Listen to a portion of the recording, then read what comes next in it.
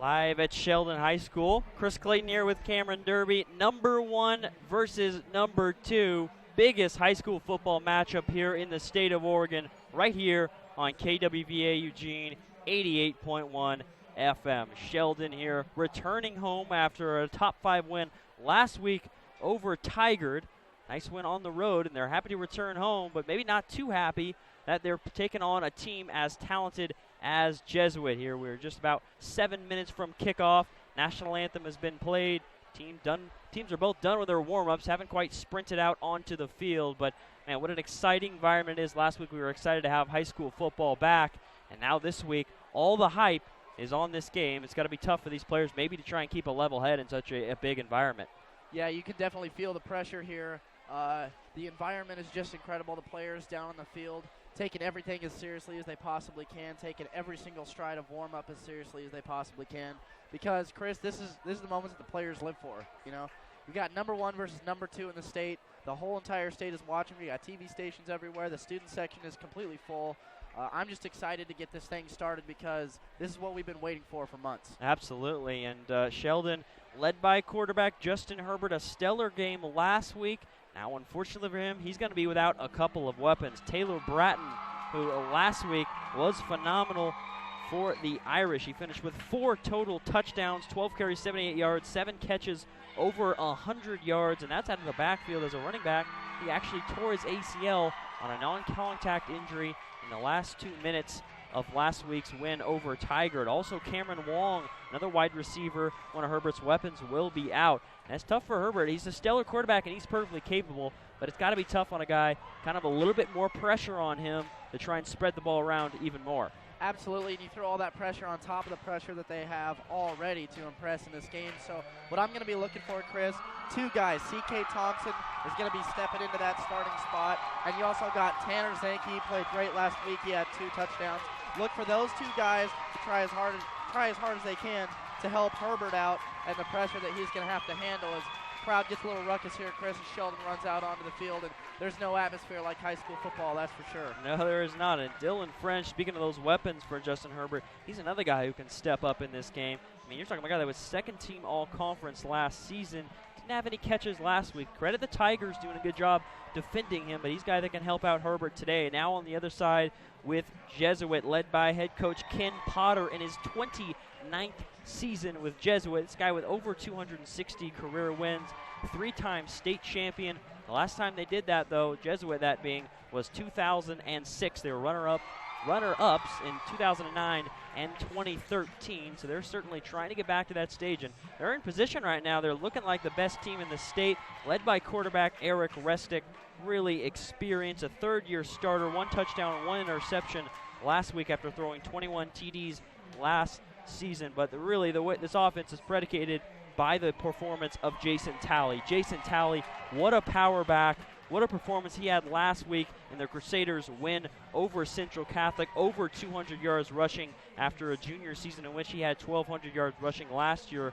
Good enough for a third-team all-conference. But that's going to be a guy, it's going to be tough to stop for Sheldon. If Talley has a big game, you know, Jesuit usually it comes out on top. Yeah, and it's just like you said, Jesuit's offense is predicated around that power back, and last week Sheldon had trouble stopping Tigard in their running attack. You know, they have Tigard has a very big offensive line, and you know, that's what I'm looking for tonight. I'm looking for that Jesuit offensive line versus the Sheldon defensive line. You got Talley at 209 rushing yards last week. I think the game plan for Jesuit tonight is going to be run it straight up the middle, just like they always like to do, just like Sheldon had trouble with last week.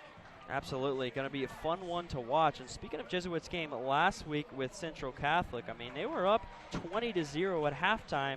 They even fumbled the ball at the goal line once, and they turned it over in the red zone a total of 3 times. So, I mean, Jesuit really controlled the game against a really excellent Central Catholic team.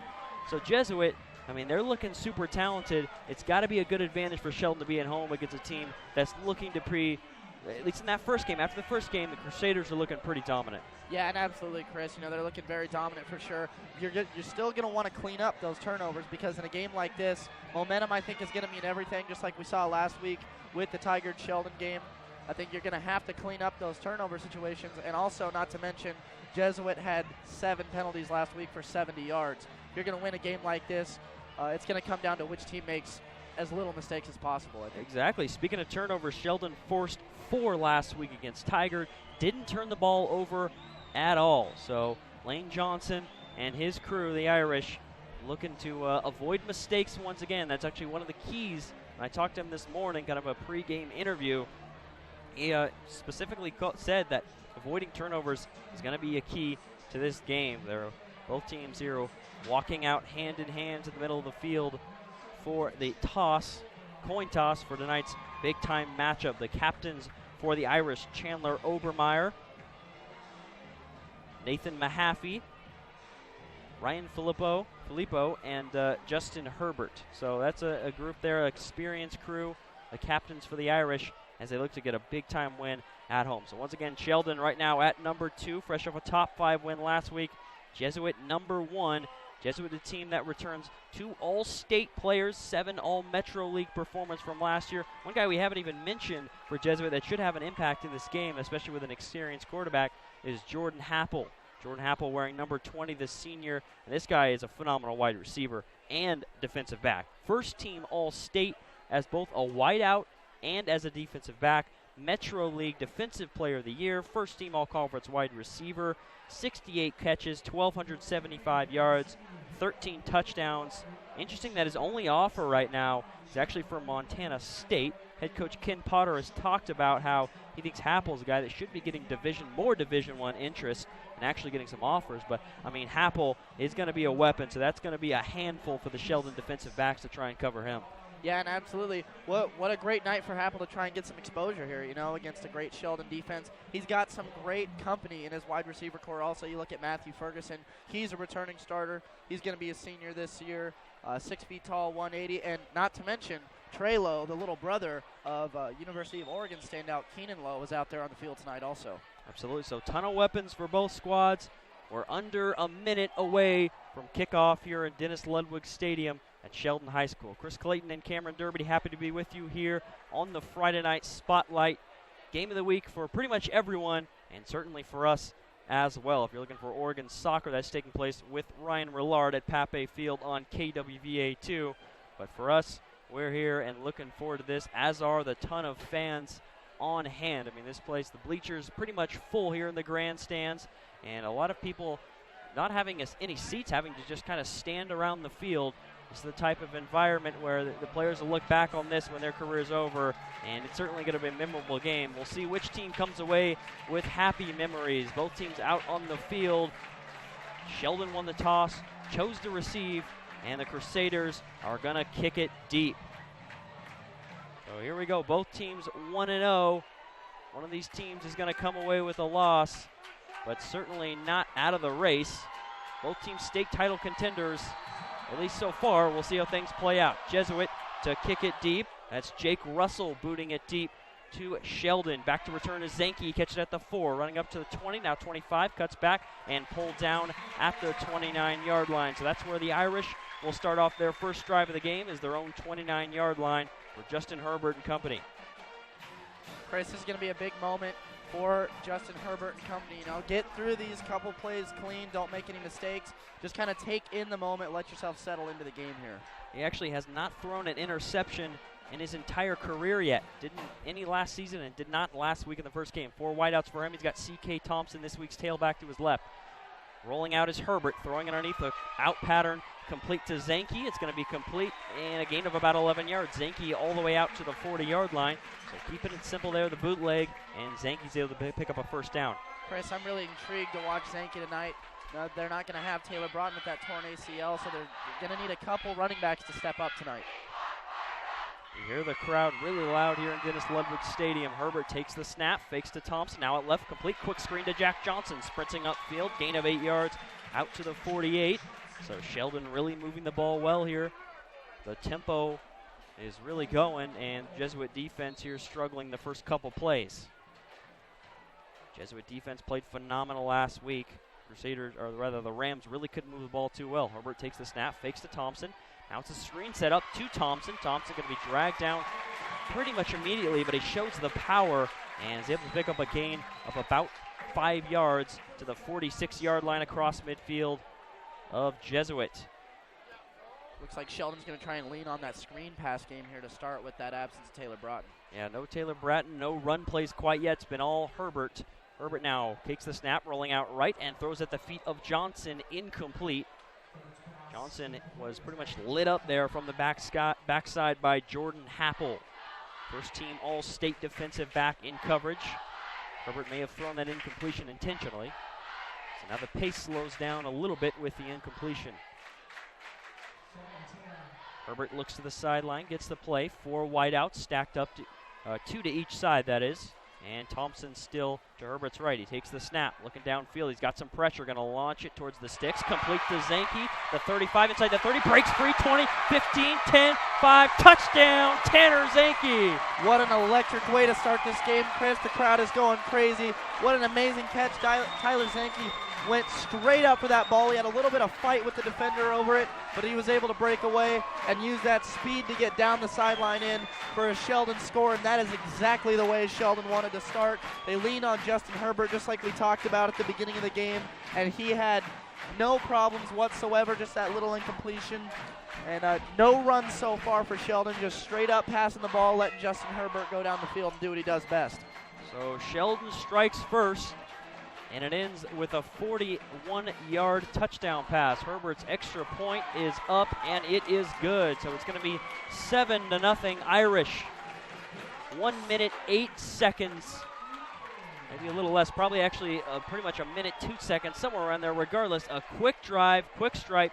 Sheldon right down the field on a Jesuit defense that pretty much dominated Central Catholic last week. Yeah, absolutely, and I think Jesuit's going to need to come out and fix that up a little bit. I think they should have known coming in that Sheldon was probably going to lean on Justin Herbert a lot there. I don't know if they expected all the screen passes. They had Sheldon had started with 3 screen passes in a row there, so that's definitely going to be a point of emphasis here for Jesuit. And now let's see how Jesuit reacts to a pretty strong punch in the mouth, I'd say there. Sheldon definitely showing they're ready to fight for this game. They're ready to prove that they should be considered the #1 team in the state and maybe not the other way around. So Herbert, fresh off, leading the touchdown drive. Kicked the extra point, and now he will kick it deep to the Crusaders. Looking to answer here. Fast start for the Irish. Herbert, ball lined up at the 40, will boot it deep. And back to receive this one at the 2-yard line is Alfieri. He's going to get all the way out to the 27-yard line before he's dragged down. Alfieri, the senior there. So about the same field position to start things off for Sheldon. And we shall see here how Jesuit fares in their first drive. Once again, led by Eric Restick, the senior quarterback, a third-year starter, 1 touchdown to 1 interception last week against Central Catholic. But Jason Talley is the tailback that really is the engine that keeps this offense going for Jesuit. Restick under center. He'll fake a handoff, looking downfield, comeback pattern, complete to Happel at the 40, all the way out to the 45. And Jack Johnson going at the feet of Happel, knocks him out of bounds. Happel got up to the 47-yard line. Pretty good play call there for Jesuit. You know, I think we all expected for Talley to take that first handoff. I think that's exactly what Sheldon expected, but they get him, Jesuit gets Sheldon to bite on that play action. Happel was wide open right next to us, Chris. So a gain of 17 to start things off for Jesuit, and you can read the size of Jason Talley on paper, but you really see him in person. He is a big boy. He's also tall, and he's also got the girth to go with it, but he's also got speed. It's definitely not bad weight. What a player he is physically. Restick's going to fake to him, throw downfield to Happel again, complete to Happel to the 40 of Sheldon. Happel tried to stay in bounds, knocked out though. So pretty much the identical pattern there to the opposite side of the field, complete all the way to the 42-yard line of Sheldon. Definitely not how I expected this game to start for Jesuit. I definitely expected to see Talley probably 3 or 4 times in a row before we get the ball moving around the air a little bit. But that's probably why I'm not the head coach. Jesuit's got it going. It's been an electric start for both these teams so far. Let's see if Jesuit can get this thing all the way down the field. Ken Potter in his 29th season as the head coach of Jesuit. First and 10 I formation here for the Crusaders. 1 receiver to each side. Restick's going to hand it off to Talley, straight up the middle, hits a pile, tries to shift it forward, and is able to pick up 5 yards there. And we get to see Talley for the first time there, and we got to see that Jesuit offensive line really push the line back. Last week, Sheldon struggled with that with Tigard. Tigard, of course, having probably one of the biggest offensive lines in the state. And you've got a couple of those big boys across the line again. Good test for Sheldon the first couple weeks to see these big offensive lines, I think. So 2nd and 6 now for the Crusaders. Now this time they've got 2 receivers stacked up on the left side. 9:38 left, 7-0 Irish here in the first quarter. Talley's going to take it on a sweep to the right, and Sheldon will meet him in the backfield. Gang tackle, and Talley showing the strength there, able to get back to the line of scrimmage, but a no gain. Actually, they had a half-yard loss there, so a 3rd and 6 coming up here for the Crusaders. Let me tell you something. Dylan French nearly pulled that ball right out of Talley's hand. Sheldon's really showing early that they want to fight for this game. They really feel like they have something to prove out here. It looks to me like they're playing with a little bit of chip on their shoulder. They want to be the #1 team in the state, Chris. So here comes Restick in the shotgun for the first time tonight. 2 receivers each side. He's got 1 tight end and Talley to his right. Restick takes the snap, looking downfield. Pressure comes from the backside. He's going to launch it deep towards the end zone. Caught! Touchdown, Crusaders! What a dime by Restick right in the arms of Matthew Ferguson in the end zone. And it's a touchdown from 38 yards out to start things off for Jesuit. Yeah, and just like you said, Chris, I think you explained it perfectly. That was a dime thrown by Restick. It was a perfect ball thrown right into double coverage. It didn't look like it was going to be complete at all. You had Dylan French and Zach Dale over there on the coverage, and it just kind of dropped right down in between them into the end zone and silences this Sheldon Irish crowd. So Restick on the money there on that drive. Extra point attempt is up, and it is through for Jesuit. Dylan Balyut boots it through, and Jesuit, just like that, answers back. So we got some electric offense here in this one. 7-all, 8:50 remaining here in the first quarter. And that was, like you said, on that last pass, Restick to Ferguson from 38 yards out. You're talking about good coverage from French and Johnson. Those 2 were right in the area, but right in between the arms pretty much, just over the arms of the Sheldon defenders. And Ferguson's able to pull it in. So beautiful ball there. We gave a lot of hype to Herbert coming into this game, but Restick really showed on this drive that he, at least on that drive, look like an elite quarterback here in the state of Oregon. Yeah, and you want to talk about leadership, Chris. Restick's in his 3rd year here. He's a 3rd-year returning starter. You know this team is right behind him, going to be right behind him this whole season. He's definitely not somebody to be sleeping on going into this game. So 7-all, and now the kickoff man, Jake Russell, the other senior kicker for Jesuit, will boot it deep. And Zanke's going to corral this one at the 6. Race it upfield. He's up to the 20. Looking for a lane. Cuts it back towards the middle. And he gets out to the 30.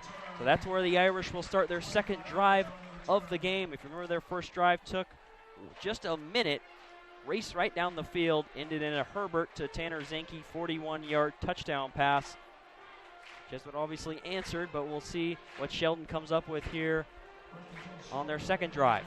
Yeah, I think we're going to see a lot of the same, Chris. A lot of screen passes with that absence of Taylor Broughton. So here we go from the shotgun, as always, is Herbert. 2 receivers right next to the line, or 3 receivers right next to the line of scrimmage. Lined up on the left side. C.K. Thompson's going to take a handoff straight up the gut. Finds a hole, stumbles though. Falls down before he could have been a big gain there. Had the lane, but did pick up 6 yards for Sheldon. Yeah, C.K. Thompson a little frustrated with himself. I think he just kind of tripped over his own guy there. He had a lot of open field in front of him. He gets up, claps in frustration. But he shouldn't be too frustrated with himself. That's a pretty good gain there, and it looked a little bit like a Taylor Broughton run himself. Yeah, and he shouldn't be disappointed about his performance last week. The guy was the reserve tailback and also led the team on defense of 15 tackles as Herbert takes the snap. Looking downfield, pump fakes a couple times and bottled up in the backfield. He's sacked back to the 33-yard line. So a loss of 5 yards there is going to bring up a 3rd and 8 now for the Irish. Yeah, I think what happened there, Chris, is that Herbert just decided he didn't want to throw that ball. I think it was looking like a not very good spot, but that's why he doesn't throw interceptions. Trips right for Herbert. 1 receiver to his left, that's Jack Johnson. Thompson to the right of Herbert. Steps his leg. Takes the snap, looking downfield. He's got time, steps up in the pocket. Now he's going to run for it out left. The 35 at the sideline, up to the 40. Going to be marked just short. Regardless, there's a flag sitting back at the 31.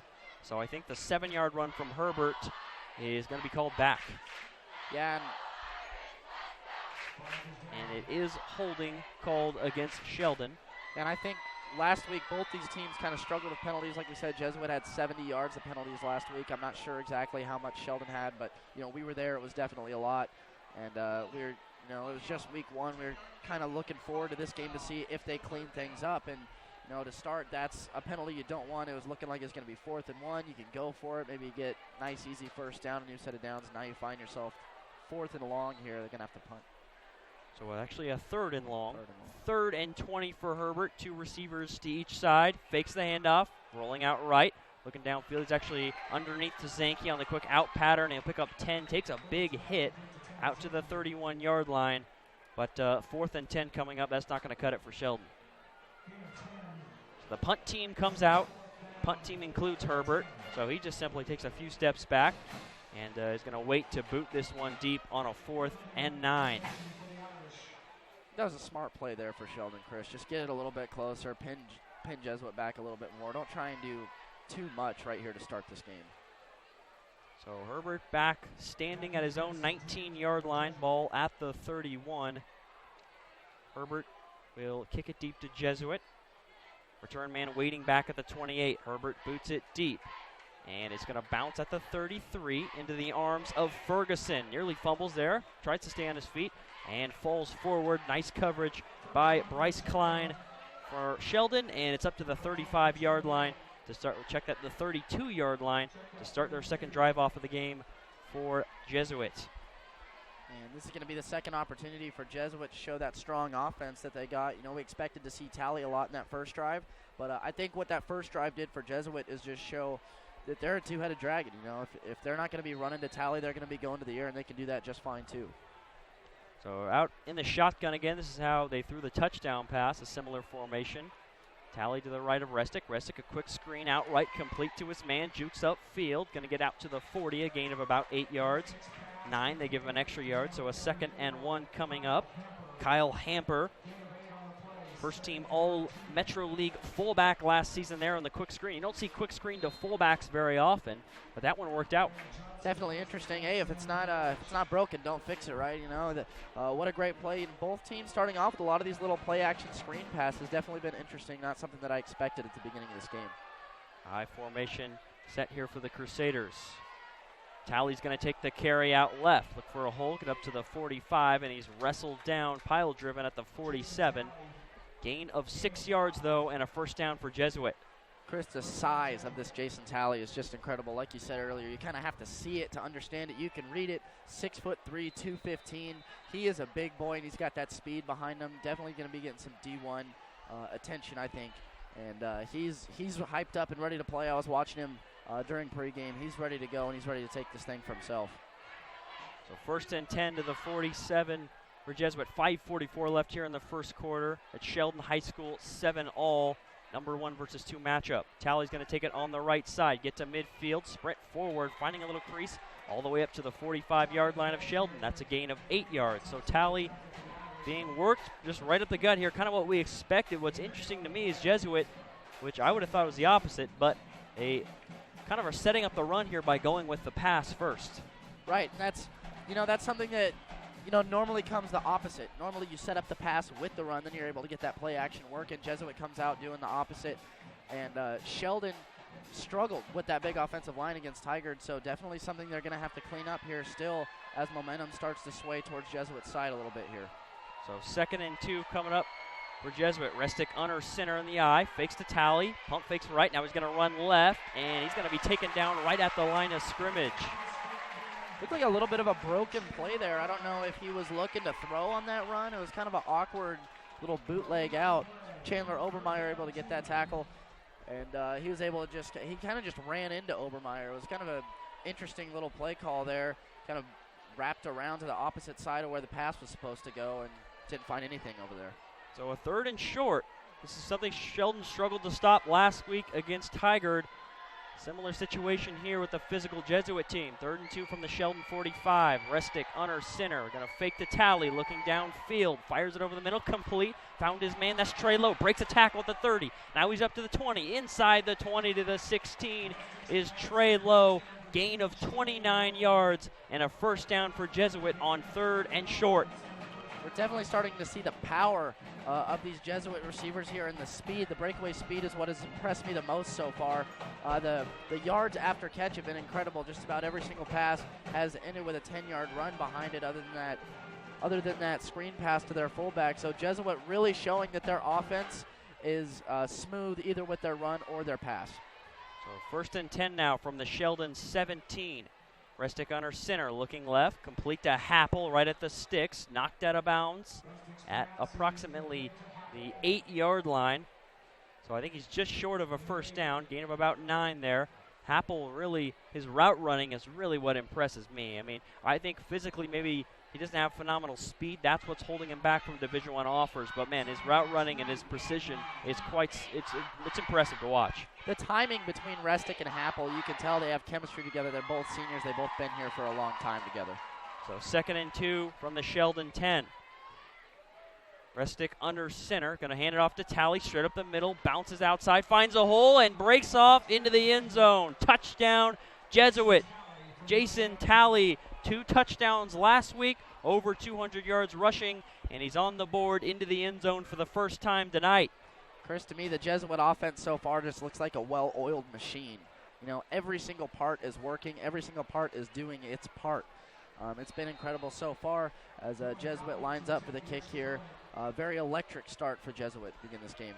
Ballyhoo out to kick the extra point. His kick is up, and it is good. Looked like a little wide right, but it's through the uprights, and it's a 14-7 lead for the Crusaders. So both offenses having a lot of success. Last drive, Sheldon stalled out a little bit, but the offense is kind of having their way so far in this one. 14-7, 3:40 left in the first here on KWVA. That's what we saw last week with the Sheldon Tiger game when you and I were on the call out there in Portland.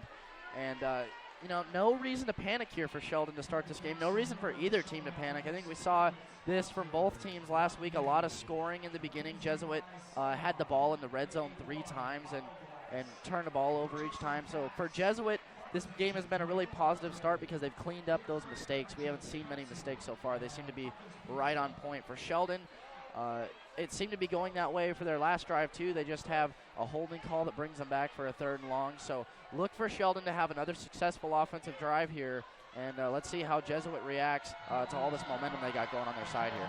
The pressure, I feel like, is on Sheldon here as they're back to receive this one. Zanke's going to retrieve it at the 5. Look for a hole up to the 15, the 20, bounces it towards the middle, 30, across the 30 to the 33 before he's wrestled down there in a crowd. Decent field position coming up now for the Irish. It's going to be tough for Sheldon if they don't come up with something here. Jesuit offense pretty much doing what they want. Sheldon defense has not shown that they can stop the Crusaders, so there's more pressure on Herbert and the Irish offense.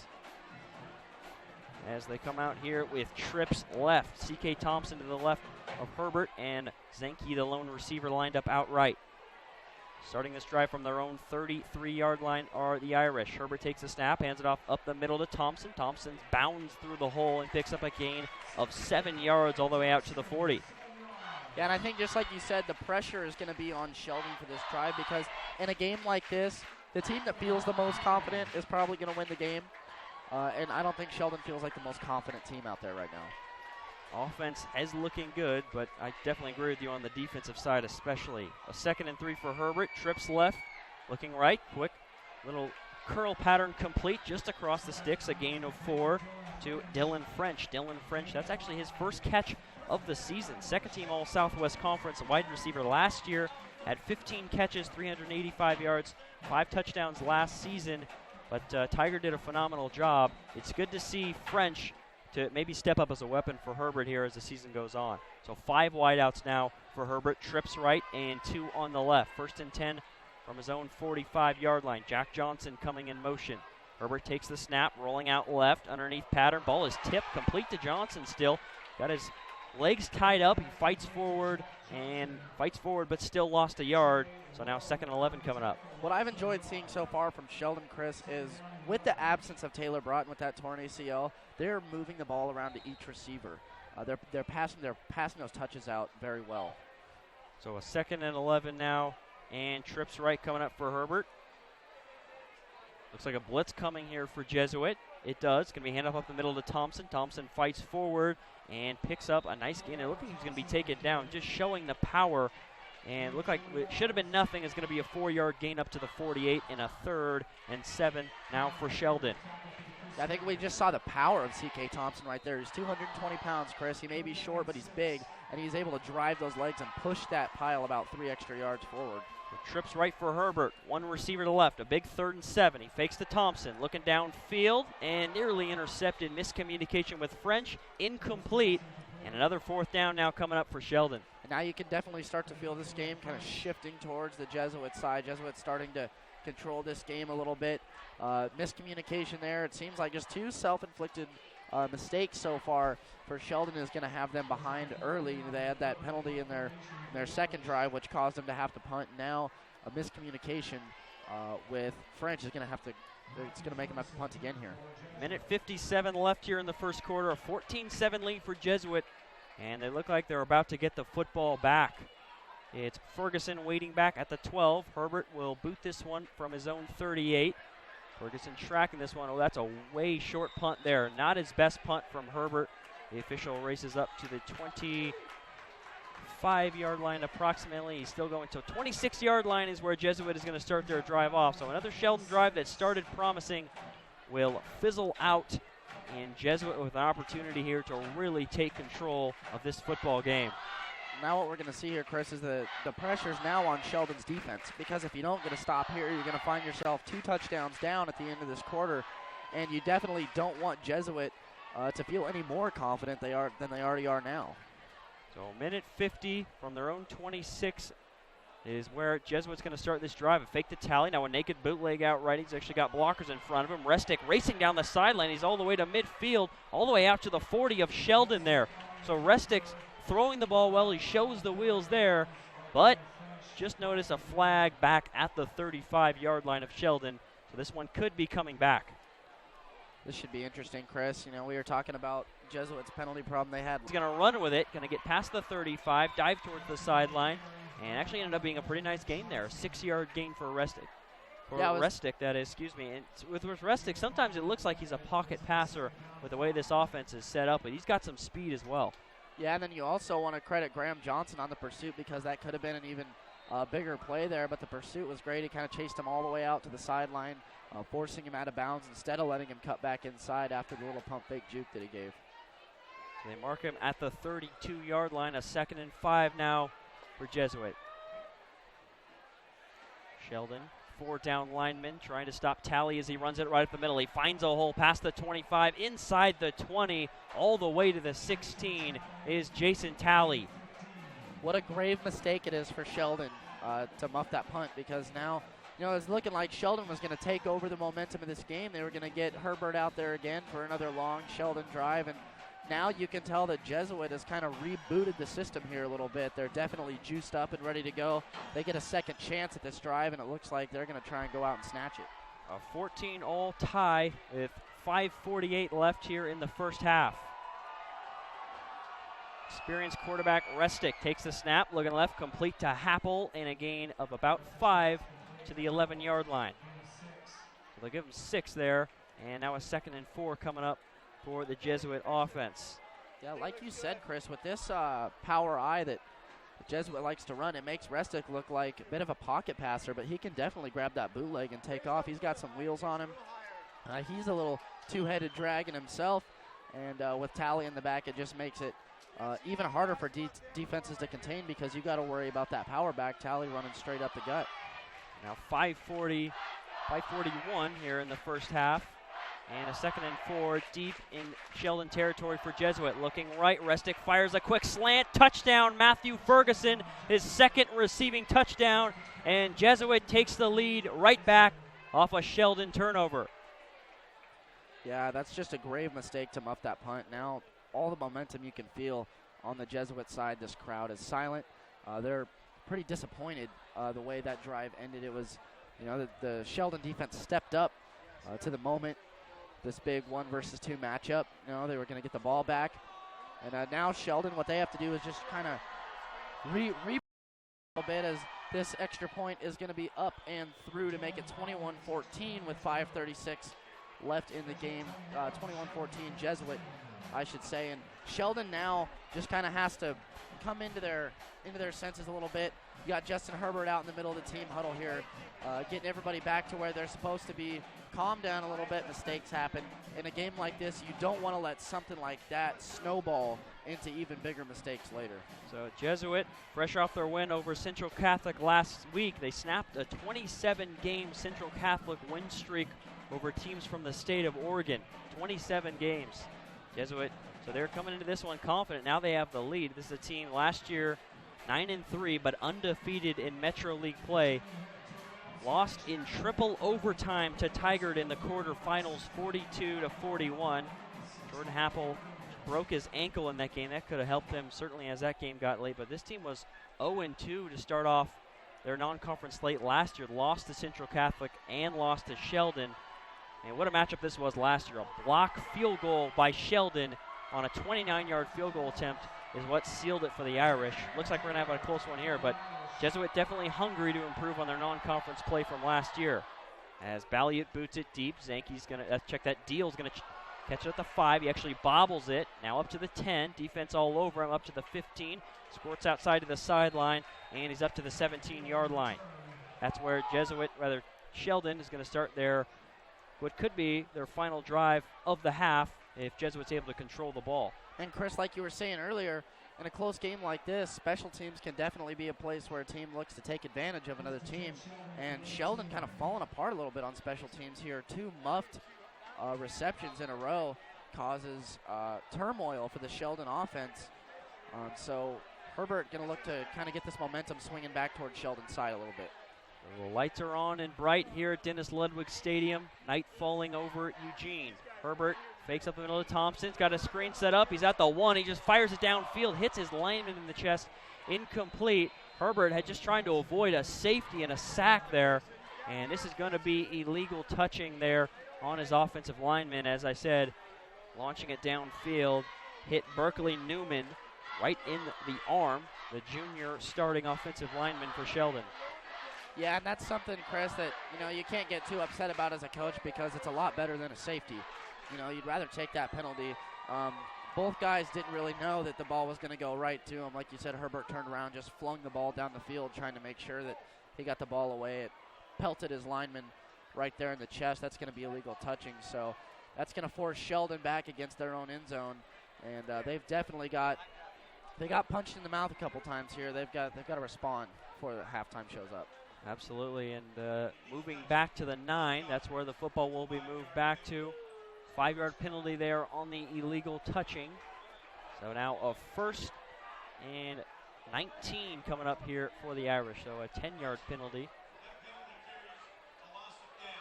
And also a loss of down, of course. So it'll be 2nd and 19 now from their own 9 for Jesuit. So a tough spot, or rather for Sheldon. So a tough spot now for Sheldon. But they're down 21-14 Crusaders. Number 1 in the state with a lead here on the road. 5:25 left first half. Herbert takes the snap, fakes, rolling out right. Now stops. Pressure comes in the end zone. Almost pulled down. He escapes, looking downfield, throws back across his body. Incomplete. Hit as he threw it, and looking for a grounding there is the Jesuit sideline. But the official pointing at C.K. Thompson as running back in the area. So just a harmless incompletion for Herbert and the Sheldon offense. Herbert doing everything he can to make sure that this safety doesn't happen. And it's been 2 times now that one was he's close. Been running around in the end zone. We're definitely getting to see the talented wheels that Herbert's got on him. He was almost pulled down there for a safety, but showed the strength, as you said. But now a 3rd and 19 for him.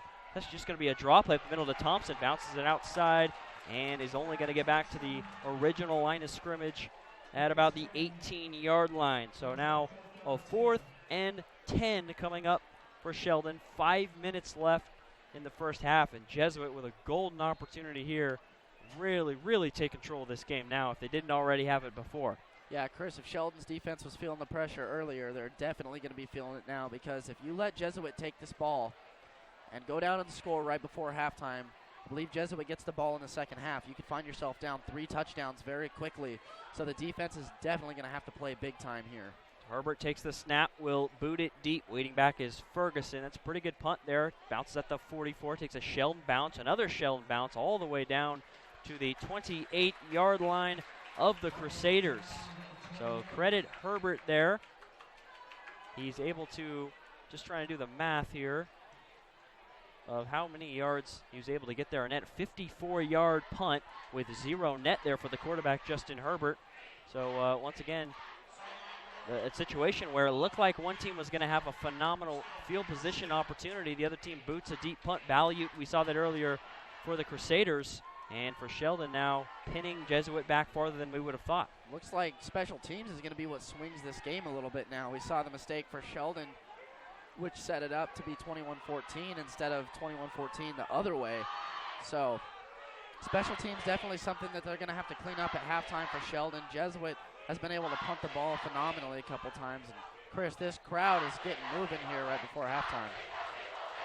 And it's actually a sideline warning called. Sideline warning called against one of these schools. I'm not sure exactly which squad was called sideline warning against, but that was the hold-up, and now it's going to actually be a false start called against Jesuit as they tried to start their drive off at the 28. Instead, they're going to start the drive off at their own 23. So more penalties against the Crusaders. Yeah, and this is what was going to start to be an excellent opportunity for Jesuit, and I still think it is, to go down and get a score here before halftime and really take control of this game. But those penalties that they're self-inflicting, are, they had trouble with it last week. They're going to have to clean this up moving forward with these big games. So a 1st and 15 from their own 23 for Restic and the Jesuit offense. They've had a ton of success today. Restic fakes, launches it downfield for Happel, just off the fingertips, past midfield. He would have raced all the way into the end zone, but it's incomplete. And Sheldon catches a break there. And Chris, looking at the Sheldon student section, they know they got lucky a little bit there, because if he had caught that ball, I think that probably would have been 6 for Jesuit, no doubt. Reached out as far as he could. Happel being reached out as far as he could. Got it on the fingertips, just wasn't able to corral it in, just a little bit over his head. So Restic really gunned it there. A little more air into that. Could have been a touchdown, but Happel showing the wheels regardless. 2nd and 15 now. Restic fakes again, looking deep downfield for Happel. Complete at the 39. Johnson will shove him out at the 43-yard line. So a gain of 20 for a 1st down for the Crusaders. Happel right now is just a one-man wrecking crew at wide receiver. Yeah, Happel to be the go-to guy for this game so far. The first 2 throws of the game were right to him on opposite sides of the field. This little play-action boot for Restic is really looking good here in the first half of this game. It seemed to work just about every time. He uses those legs, gets moving to his side, and then he finds Happel out on the sideline for about a 15-yard throw. 1st and 10 now, Jesuit. Fresh set of downs. Clock stopped at 4:14. Restic hands it off to Talley up the middle. Tries to bounce it outside, and Sheldon defense is there to meet him after a gain of only 3.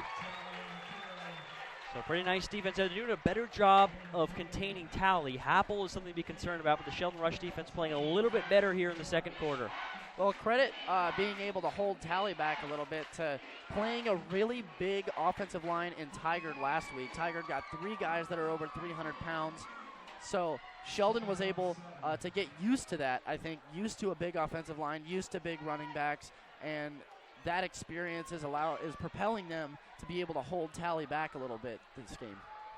So a 2nd and 7 now. We welcome our listeners from KWVA 2. They were listening to Oregon Soccer, which at the half. Talley can take a handoff up the middle. He's going to bounce it outside, inside the 30. Big gain for Talley. Knocked out at the 7-yard line of Sheldon. Well, out of nowhere, a speed burst from Jordan Talley. And he picks up a big-time gain there, a 48-yard run, and a 1st and goal now for the Crusaders. Funny, Chris, we were just talking about containing Talley, and then he breaks off for a 48-yard run. This is going to be probably with about, if there's going to be a score here, it looks like it's probably going to be around 3 minutes, 2 minutes left in the half. Sheldon shouldn't be panicking yet if it turns 28-14. Herbert, those boys definitely going to have to go down and try and muster up a score before halftime here so that Jesuit doesn't start to take control of this game. So here we go. 1st and goal from the 7 for Restic and the Jesuit offense. 3 minutes left in the first half. Restic under center, handed off to Talley. Talley bowling balls his way into the end zone. Flag down, though. Play is going to be waved off here. Delay of game or false start, most likely the call. But Talley did get into the end zone. It is a false start against the Crusaders. Talley there showing the power on that play, slamming his way into the end zone. But Sheldon's able to catch another break, and Jesuit shooting themselves in the foot with even more penalties. I think we're starting to see Sheldon's defense getting a little bit fatigued and tired here. They've been out on the field for a long time with that muff punt. So, and then after that, kind of a stalled out Sheldon offensive drive. So now Jesuit really starting to look to take control of this with 2:40 left here in the half. 2:38 and counting to be exact. A first down for Restick and a rollout to his right side. Racing towards the end zone, going to the pylon, dives, and it's a touchdown Jesuit. Eric Restick outside the pocket, shows the wheels, and he's in for 6 from 13 yards out. And that 6'2", 170-pound quarterback in Eric Restick can definitely get those wheels moving. His legs look like Shaggy a little bit in that cartoon Scooby-Doo. It looked like they were turning full circles there as he dove towards the pylon. But he gets the 6 points nonetheless as Jesuit lines up for the extra point here. So you got 2:29 left in the half. It's going to be 28-14 for Jesuit. And Herbert got a lot of pressure on his back now with the Sheldon Irish.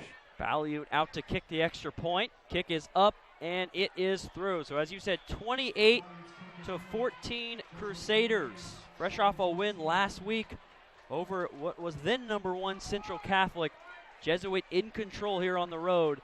And what's even more concerning if you're Sheldon is that, as you mentioned earlier, it is Jesuit football to start off the second half. Yeah, and this is going to be a very big offensive drive for Herbert and the Sheldon Irish.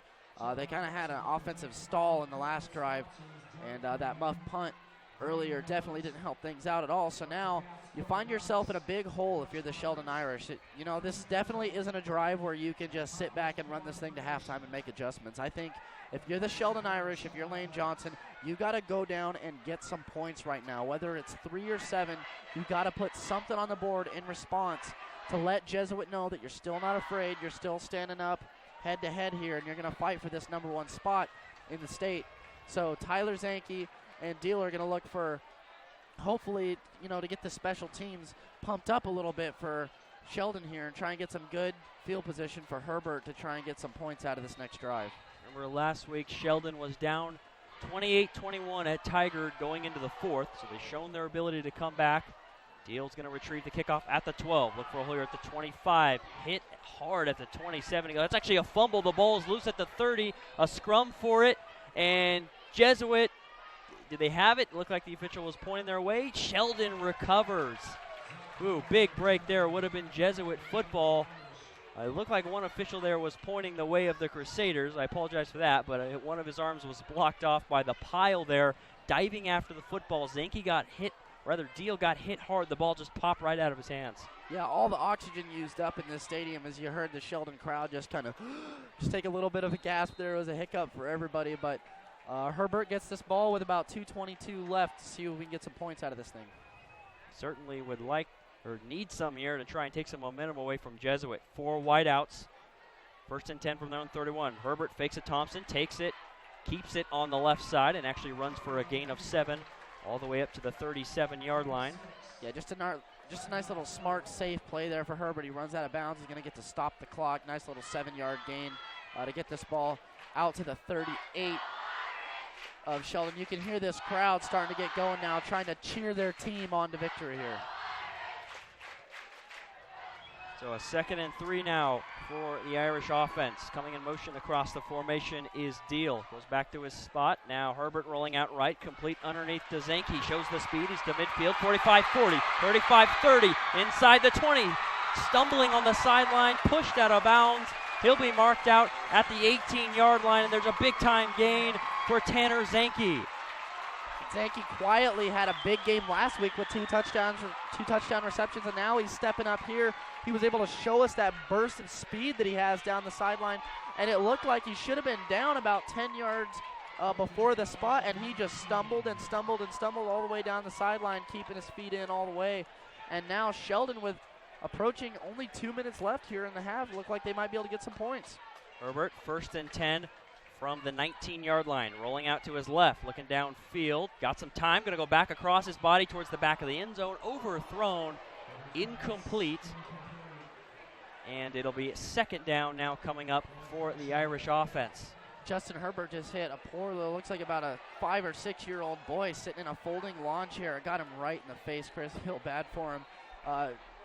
You got people lined up all the way across the back of the end zone here. The atmosphere, this place is packed. Everybody's here excited to see this game. And people are going to have to keep their heads up. They're going to sit back there in the end zone. With Herbert's arm strength, that cannot feel good there, but hopefully he's okay. Trips left for Herbert, going to hand off to Thompson on a draw play, going towards the middle, spinning, and he's wrestled down at the 15. So a gain of 4 for Thompson, make this third down a little bit more manageable, but still a 3rd and 6 now facing Sheldon. It's definitely an awkward tackle there. C.K. Thompson kind of spinning around, got popped in the chest, kind of folded back a little bit. Good to see him get up and be okay. And you can hear the crowd now feeling the moment. We got about 3rd and 4 here for Sheldon. Minute 33 left in the half. Sheldon down 2 touchdowns. Hard count from Herbert. We'll see who the call is on as the officials throw a bunch of flags, wave it off, and run in. Could be on either side here.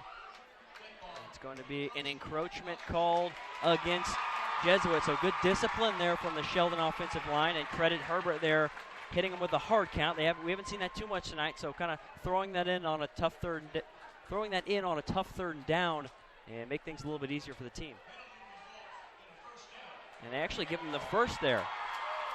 So it got just enough for the first. I thought it would be short, but they do get enough for a first, and now it'll be 1st and 10 for the Irish. 1st and goal, that is, for the Irish from the 9.5-yard line. Herbert with 4 wideouts, hands it up the middle of Thompson, spins off the pile, cuts back to his right, inside the 5 to the 2-yard line goes C.K. Thompson. He doesn't do it too quickly. He's methodical, but he shows the balance, shows the power, and he's starting to have himself a pretty nice game. Yeah, the absence of Taylor Broughton has put a lot of pressure on this Sheldon offense, and they've definitely done a great job, like we said earlier, moving those touches around, and C.K. Thompson definitely showed up to show that he's ready to be the starting running back of this team, and he can hold the load if he needs to. 28-14 Jesuit, under a minute. Sheldon trying to cut into that lead here from the 2. Hand off to Thompson up the middle, runs into the pile, dives forward, touchdown Irish. C.K. Thompson stretches the football over the goal line, and Sheldon now back within 1 score late in the first half. Well, Chris, this game definitely is living up to the hype that it got all week. We were talking about it all week, people talking about it all day, and the atmosphere here is great. We got a close game. It's going to be 28-21 here in a moment. There's only 45 seconds left till half. I'm just excited to see how this second half turns out, because it's been back and forth bout here with haymakers being thrown from both sides. Hey, you see the Sheldon flag waving in front of the student section by a kid in a penguin suit. So they're fired up over there as Herbert boots through the extra point. 28-21 Crusaders. It was looking pretty grim for Sheldon. If you remember the kickoff, that deal fumbled at about the 20, the ball popped up to the 30. Jesuit looked like they had recovered it, at least from our view, looking at basically when you have a scrum like that, you just look for the jerseys, and there were more white jerseys in the scrum than green. But Sheldon came out of it with the football, turned it into a touchdown, so a big turnaround there for Sheldon. Yeah, not to mention on that, like you said, you look for the jerseys, you also look for where the arms are going, and I saw about 11 white jerseys pointing towards Jesuit side of the field. They're biased. And Sheldon standing there looking around. I definitely thought it was going to be Jesuit's ball, but Sheldon able to swing the momentum around here. Very little mistakes there on that drive. And Herbert and Thompson kind of picking things up themselves. Zanke sets them up on a big run, and then he lets Thompson and Herbert do it themselves. And this crowd is ruckus now. They are loud. They are fired up for the second half. And now you want to know, does Jesuit sit on this ball and go to halftime, or are they going to try and go down and throw one last haymaker before half themselves? So it's going to be Herbert to kick it deep from the 40 with 45 seconds left. Back to receive this one. At the 1 is Ferguson.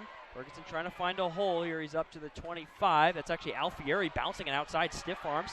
Up to the 28, to the 35. Still on his feet on the sideline. Wow, what a return all the way out to the 39. Ran a total of about 60 yards. 15 seconds. In 15 seconds went off the clock, but he got all the way up to the 39 there. Credit Alfieri, the senior defensive back for Jesuit, trying to make a play. Alfieri definitely trying to set his team up to try and make one last little run here before halftime. I don't know if if they've got the time here, but it looks like they're going to come out in trips, and they're gonna have their quarterback back in shotgun, so it looks like they're going to try something here, Chris. 32.7 seconds left here in the first half. Gonna be a delayed draw play. Restic up the middle to the 45, bounces outside to the 45, 40, 35, all the way to the 31 goes Restic. He's shoved out of bounds late, and it's going to be a personal foul there, I think, on the end of that play. An extra 15 yards for Jesuit with 23 seconds left in the first half. Chris, that's a bad call to me. He just shoved him out of bounds.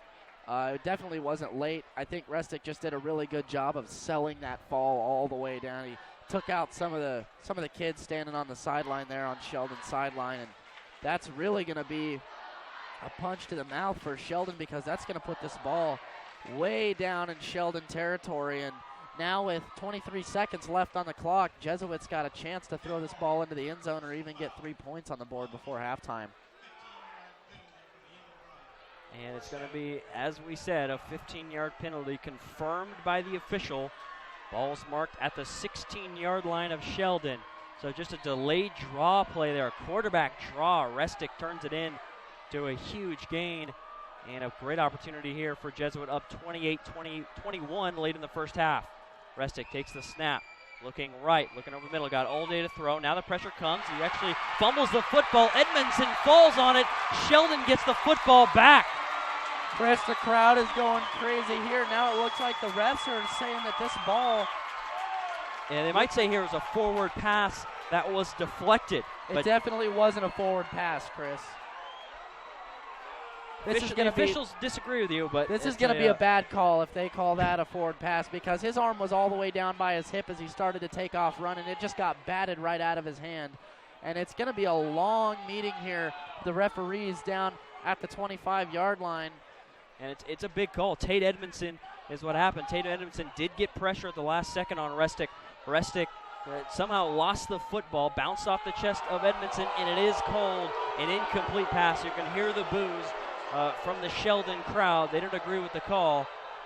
So it would have been a big turnover there for the Sheldon defense to avoid Jesuit padding their lead, but the Crusaders still going to have a chance here. So the officials still having another meeting here. Another meeting here, but regardless, nice job by Edmondson. I credit the Sheldon coverage on that last play, forcing Restic to just kind of stand in the pocket, wait, look for someone to pop open. No one did, and eventually the pressure came. Officials done with their meeting here, and they're just resetting the clock, adding a couple seconds back onto the clock. They're sticking with their call. A forward pass that bounced off the chest of Edmondson.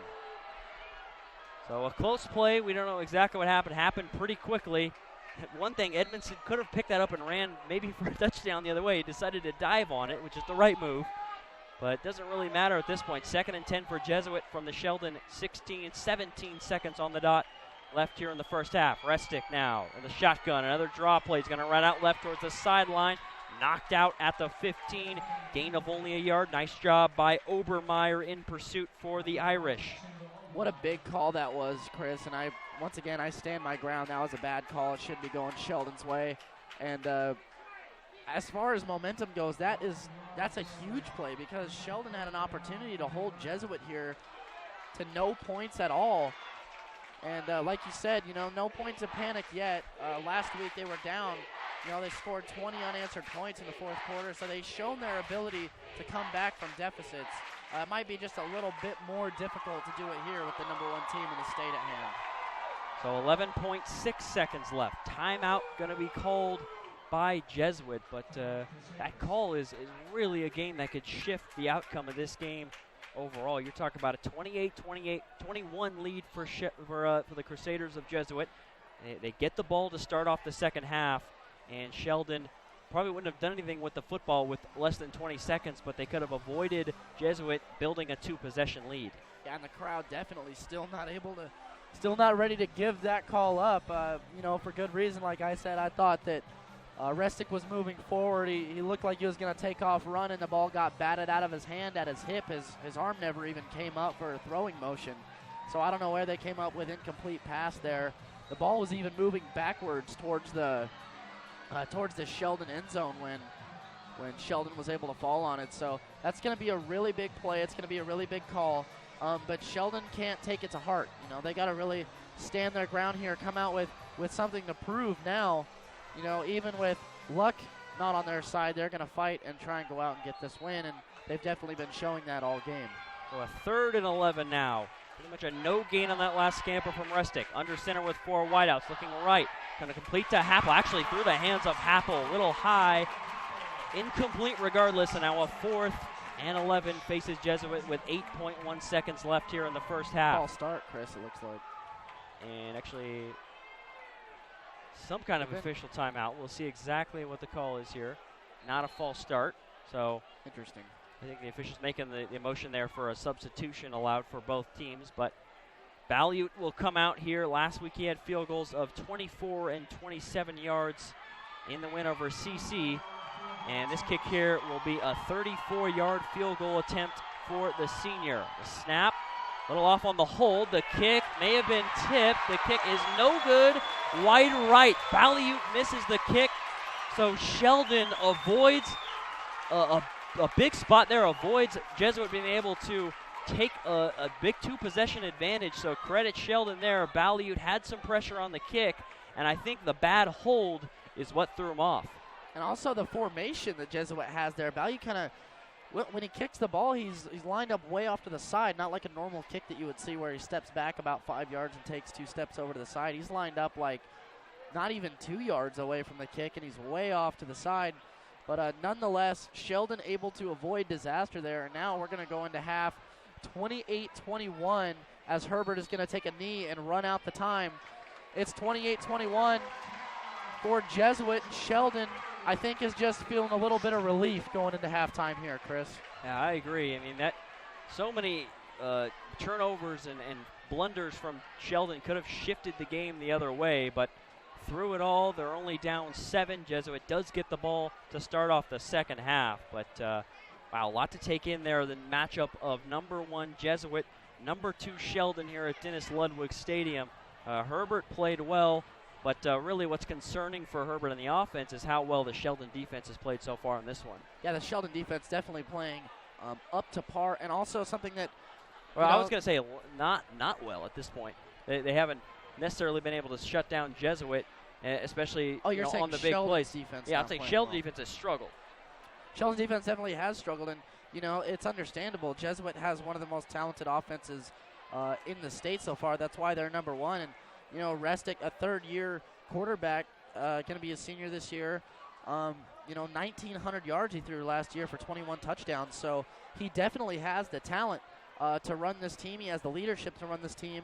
He's got Tally in the back, and Tally's definitely a beast of a running back. So Sheldon's defense may not have been great there, but no reason to panic yet. Jesuit had a couple moments in this game, just like last week, where self-inflicted penalties caused them turmoil. And now, as you can see, 28-21, the Irish right where they want Jesuit to be here, I think. Well, obviously, they'd rather be on the other side of the 28-21. But Sheldon last week was down going into the 4th quarter against Tigard, who was favored in that game, and they were able to put up 20 unanswered points. So Justin Herbert, I think, is going into the locker room very confident. I think Sheldon's defense is going to go into the locker room confident, able to get that stop there at the end, even with what was most likely to me a bad call that set up what was a perfect opportunity for Jesuit to go down and score. And Sheldon's defense able to step up to the plate and bring down the Jesuit offense that we've been talking about all week. So I think both teams have a lot to clean up here at halftime, but both teams are going to come out of halftime confident and ready to come out swinging. Remember, this is the exact score at the end of 3 quarters that Sheldon found themselves down last week. It was 28-21 Tigard. The Irish reeled off 20 consecutive points to pick up a 41-21 victory. And now this week at halftime, it's 28-21 Crusaders. So maybe a lesson learned last week, but regardless, what a stellar football game it has been. As good as we would have hoped, as good as advertised so far in this, an electric Dennis Ludwig Stadium so far in this game. Jesuit coming off a win over Central Catholic. Sheldon off a win over Tigard. Both teams fired up, and both teams have played well. Neither side has been perfect, some errors, but definitely a second half you're not going to want to miss. Now we're going to take a break here in the halftime show, send it back to the KWVA studios for a quick break, and that is when after that we will toss it out to Oregon Soccer at Pape Field, the game that's taking place on KWVA 2. But for now, Chris Clayton and Cameron Derby with you here from Dennis Ludwig Stadium. We're going to send it to the studio now for a quick break here on KWVA Eugene 88.1 FM.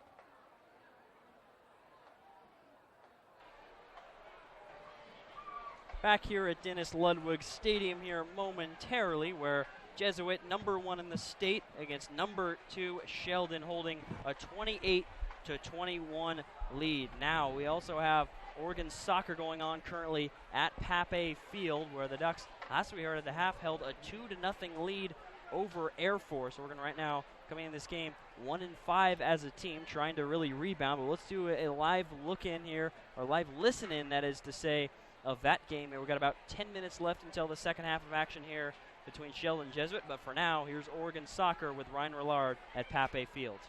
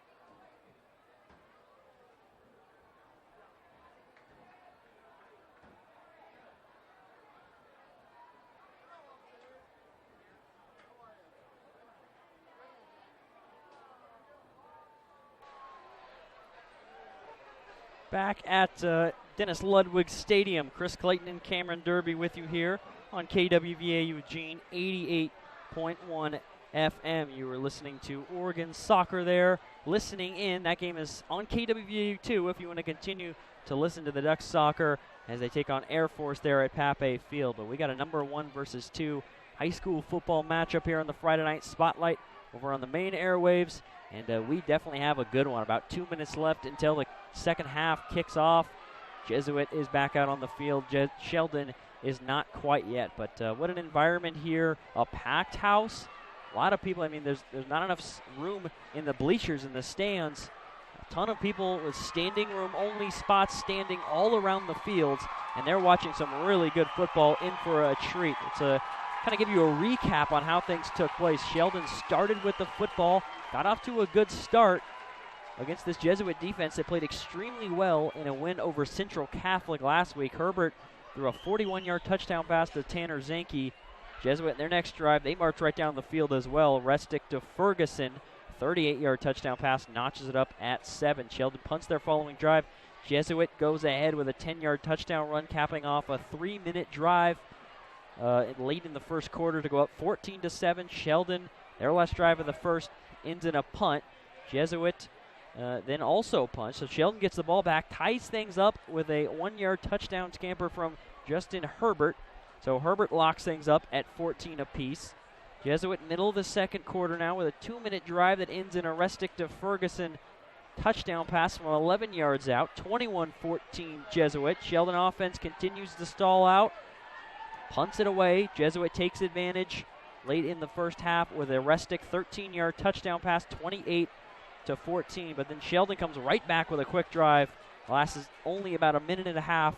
Capped off with a C.K. Thompson 2-yard touchdown run that made it 28-21. Now, Jesuit really had a great opportunity with the football deep in Jesuit territory after a big-time kick return and actually a quarterback draw from their own territory. Gave them a big gain all the way to the 30, 15 more yards. They got down to the 16, and Sheldon's able to hold on after almost retrieving a fumble. It looked like Jesuit was going to kind of escape a tough call from the officials with a field goal and go up by 10. But the field goal might have been tipped. Regardless, the result was a wide right field goal, and it's still 28-21 and ultra competitive here at Sheldon High School. Yeah, the atmosphere is great out here, and the key to start this half here, Chris, I think for both teams is going to be confidence. Both teams had moments in this game so far where, they shot themselves in the foot, to be quite honest with you. There were self-inflicted penalties. A missed field goal has Jesuit only up 7 instead of by 10. So a lot of things happen in this game that can crush your confidence a little bit. And I think the team that's most confident starting right now is going to win this game. The team that comes out with the most swagger, the most fight, whoever is ready to play the most is going to win this game, because a close game like this is a game that can't be given to you. You've got to go and take it. And the atmosphere from both these teams right now is definitely that. Sheldon had Grant Schmedick down in the beginning of their huddle. He looked like Ray Lewis out there. He was slapping guys in the helmet. He was slapping guys in the butt. And I think Sheldon's out here ready to play. This crowd is ready to go. Like you said, there's no room in the stands. There's people standing around the field. There's people standing right behind the sidelines. It definitely feels like Friday night high school football out here on our Friday night spotlight. So whoever has the most swagger here, Chris, is going to win this game. You mark my words. Comes down to the swagger, says Cameron Derby. 50 seconds left until the start of the second half. And as I said, 21 Jesuit. And what a half of football for Eric Restic. I mean, Herbert, a lot of the hype coming in to every game that he plays.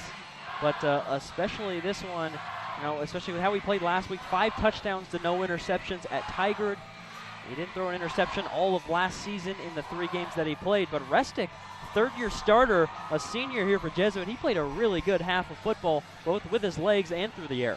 Yeah, and I think the play that's been most successful for them is that little naked bootleg that he likes to run out to the side, and sometimes it turns into a little play action. I don't know if it's a Restic option or if it's always just a design naked bootleg, but sometimes it looks like he's going to take off with it. Sometimes it looks like he's going to throw it, and it almost always works out the opposite way of what you're thinking. So they've definitely got a great play working out for him there. And Jesuit looking to start this half off confident on offense. They've been scoring all game. Let's see if they can keep it up. Herbert will boot it deep. And back to return this, running up on it, is Alfieri for Jesuit. Catches it at the 6. He's going to run upfield all the way out to the 28 there with a whole head of steam. Gets his leg taken out and falls down at the 29. So the 29-yard line is where Jesuit starts off their first drive of the second half. with the lead. 11:56. Play only took 4 seconds. We'll see how Restic and the offense continues to perform. Jason Talley also had a lot of success on the ground. There were spurts where Sheldon did a nice job, but overall, as an entire first half, Talley is having a lot of success, which we kind of expected coming in this game after he racked up over 200 yards last week. The I formation here for Jesuit to start off the first drive of the second half. 2 receivers to the right of Restic. Going to be a quick screen out right, complete to Ferguson. Ferguson gets past the first defender with a juke up to the 40, the 45, knocked out of bounds at the 46-yard line. Big gain there, a 17-yard gain for Ferguson, showing off the agility. Yeah, and you just mentioned a lot of the yards that Sheldon's giving up to Talley. And Coach Johnson said after last week's Tigard win, Coach Lane Johnson for Sheldon said, you know, they gave up a lot of yards, but you're going to give up yards against offenses like this. He was just happy with the result that came of the 41-21 victory. So Coach Johnson not so worried about the yards. He's worried about that scoreboard.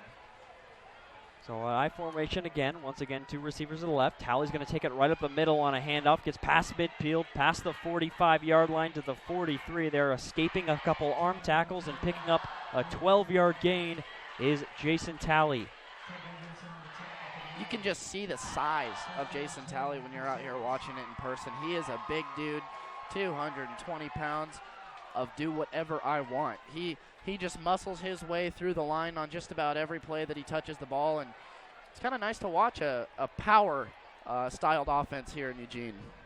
That's 2 in a row. We saw it in Tigard, 2 in a row for Sheldon's opponents, that is. At Tigard, a similar kind of setup. They had their equal amount of struggles last week. Talley on a quick sweep to the right, escaping more tackles and picking up 10 yards. That's a powerful run there. They're actually only going to give him 8. That's where he stepped out of bounds, but Talley really taking over here on this drive up to the 35-yard line of the Irish. We were talking about swagger at the beginning of this, Chris. Talley's got some swagger to start this half. He is running people over. It is fun to watch. You know, like I mentioned, in a city like Eugene, to see, it's a little bit weird to see a powered-styled offense here instead of that speed spread that a lot of teams like to run, including Sheldon. So, you know, it's kind of nice to see that out here.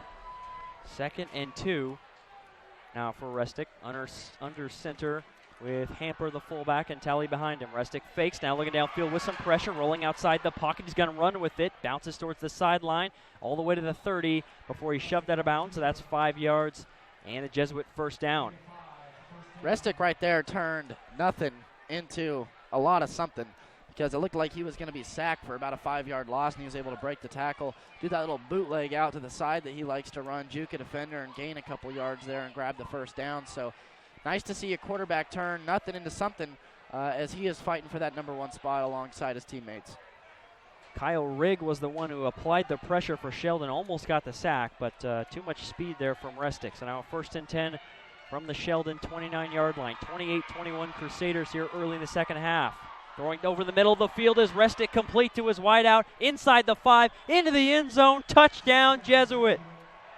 That's Isaiah Henderson Brazy, the tight end, just a sophomore, over the middle, a lot of space, and he really just showed the power at the end, fighting into the end zone. What a way for Jesuit to start here, not a single negative play. Just about every single play they ran was a 10-yard gain or so, and then the big pass over the middle into the end zone is going to put them up 35-21 to start this half, and Sheldon finds themselves in a hole now.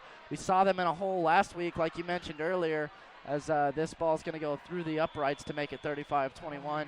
They were down going in to the fourth quarter, 28-21. They scored 20 unanswered points and able to pick up that victory in a game that they weren't favored in. So don't be surprised to see Sheldon come out and throw a couple haymaker punches themselves and try and get themselves back into this game. So that is the first catch of the game for Isaiah Henderson Brazy, the tight end. And he makes a big mark there, a touchdown for Jesuit. Now the Sheldon defensive struggles continue. A 35-21 lead now for the road team. Good news for Sheldon is they've had decent amount of success moving the football and turning those drives into touchdowns. But tough spot here. Jesuit, if they can just get a few stops, they're really going to take control. And Sheldon, it's just more and more pressure on their offense as the game goes on. Yeah, but I think Herbert is just the guy that you want in your backfield if you got a lot of pressure. He seems to handle every bit of pressure just fine. By the way, 4 total touchdowns for Restic, 3 through the air and 1 on the ground as Deal takes the kickoff from his own 7. Up to the 30, he's got a lane to the 40, knocked out of bounds at the 43-yard line. So a nice return there for Zach Deal. Had a fumble earlier, but good field position going to be set up for the Irish. The 40-yard line is where they marked him. Yeah, and those defensive struggles that Sheldon is seeing is bringing a lot of pressure for Justin Herbert and this Sheldon team, but they seem to handle it just fine. And you know that the defensive struggles I don't think is much of a big deal right now with this tough schedule that they're in. They had to play Tigard last week. They got Jesuit this week. They're going to go on the road to Grants Pass next week until they'll finally get a kind of a break from that tough schedule that they have when they go play South Medford on the 26th. So looks like we got a penalty here, Chris. So they're going to be moved back, or the Irish, all the way back to their 19-yard line, a holding call against Sheldon. So instead of at the 40, now they'll be at the 19. Didn't catch that flag. So not as good field position as we would have thought, but nonetheless, Herbert and the offense comes out with 4 wideouts, down 14 with 10:50 left here in the third. Herbert takes the snap. Pressure comes, a heavy blitz. Herbert fires it downfield, one-on-one coverage just over the hands of his wide receiver, Dylan French, incomplete at midfield. Yeah, and you want to credit the coverage there to Jack Block over for Jesuit. He was all over Dylan French the whole way through. Didn't allow him to get that burst of speed going that he normally has, and that caused the ball to be overthrown a little bit. Kind of broke up the timing there between Herbert and French. So now a 2nd and 10 for Sheldon. A lot of blitzes today from Jesuit. They are really aggressive in how they stunt and throw a lot of different coverages at Herbert. Quick screen set up to Thompson. He actually makes the catch and is immediately taken down. Lost a yard. Now a 3rd and 11 facing Sheldon. This drive, not a good 3rd and 12. They actually mark him way back there at the 17. So a tough spot now for Herbert and the offense. Yeah, this is going to be probably the biggest pressure play that Herbert's felt so far this game. You know, this is going to be really important to keep this drive moving. 2 receivers to each side for Herbert. Raises his leg, bends down, and he's ready for the snap here. Gives a hard count, now takes the snap, drops back in the pocket. Now he's going to launch it downfield, complete into the hands of Zanke. He's at midfield with room, 40, 35, 30, 25, 20. They're not going to catch him. Touchdown, Sheldon. 82 yards. Tanner Zanke again. And in the moment we said this is going to be the biggest amount of pressure. It looks like we got flags down. Flags are down, Chris, back at the line of scrimmage. And Sheldon is now pointing Jesuit's way. So it's looking like the touchdown is going to hold up. And in the moments of the biggest pressure, just like we mentioned with Justin Herbert, we said this is going to be the biggest pressure of the game right here. And they come up with an 82-yard touchdown pass to Tyler Zanke, who is quietly becoming the star of this team as he has managed, or Tanner Zanke, I should say, sorry about that, as he has managed to, he had 2 touchdowns last week, and now that's the 2nd touchdown of the game tonight. I believe both big touchdown receptions, and the penalty is going to go Jesuit's way.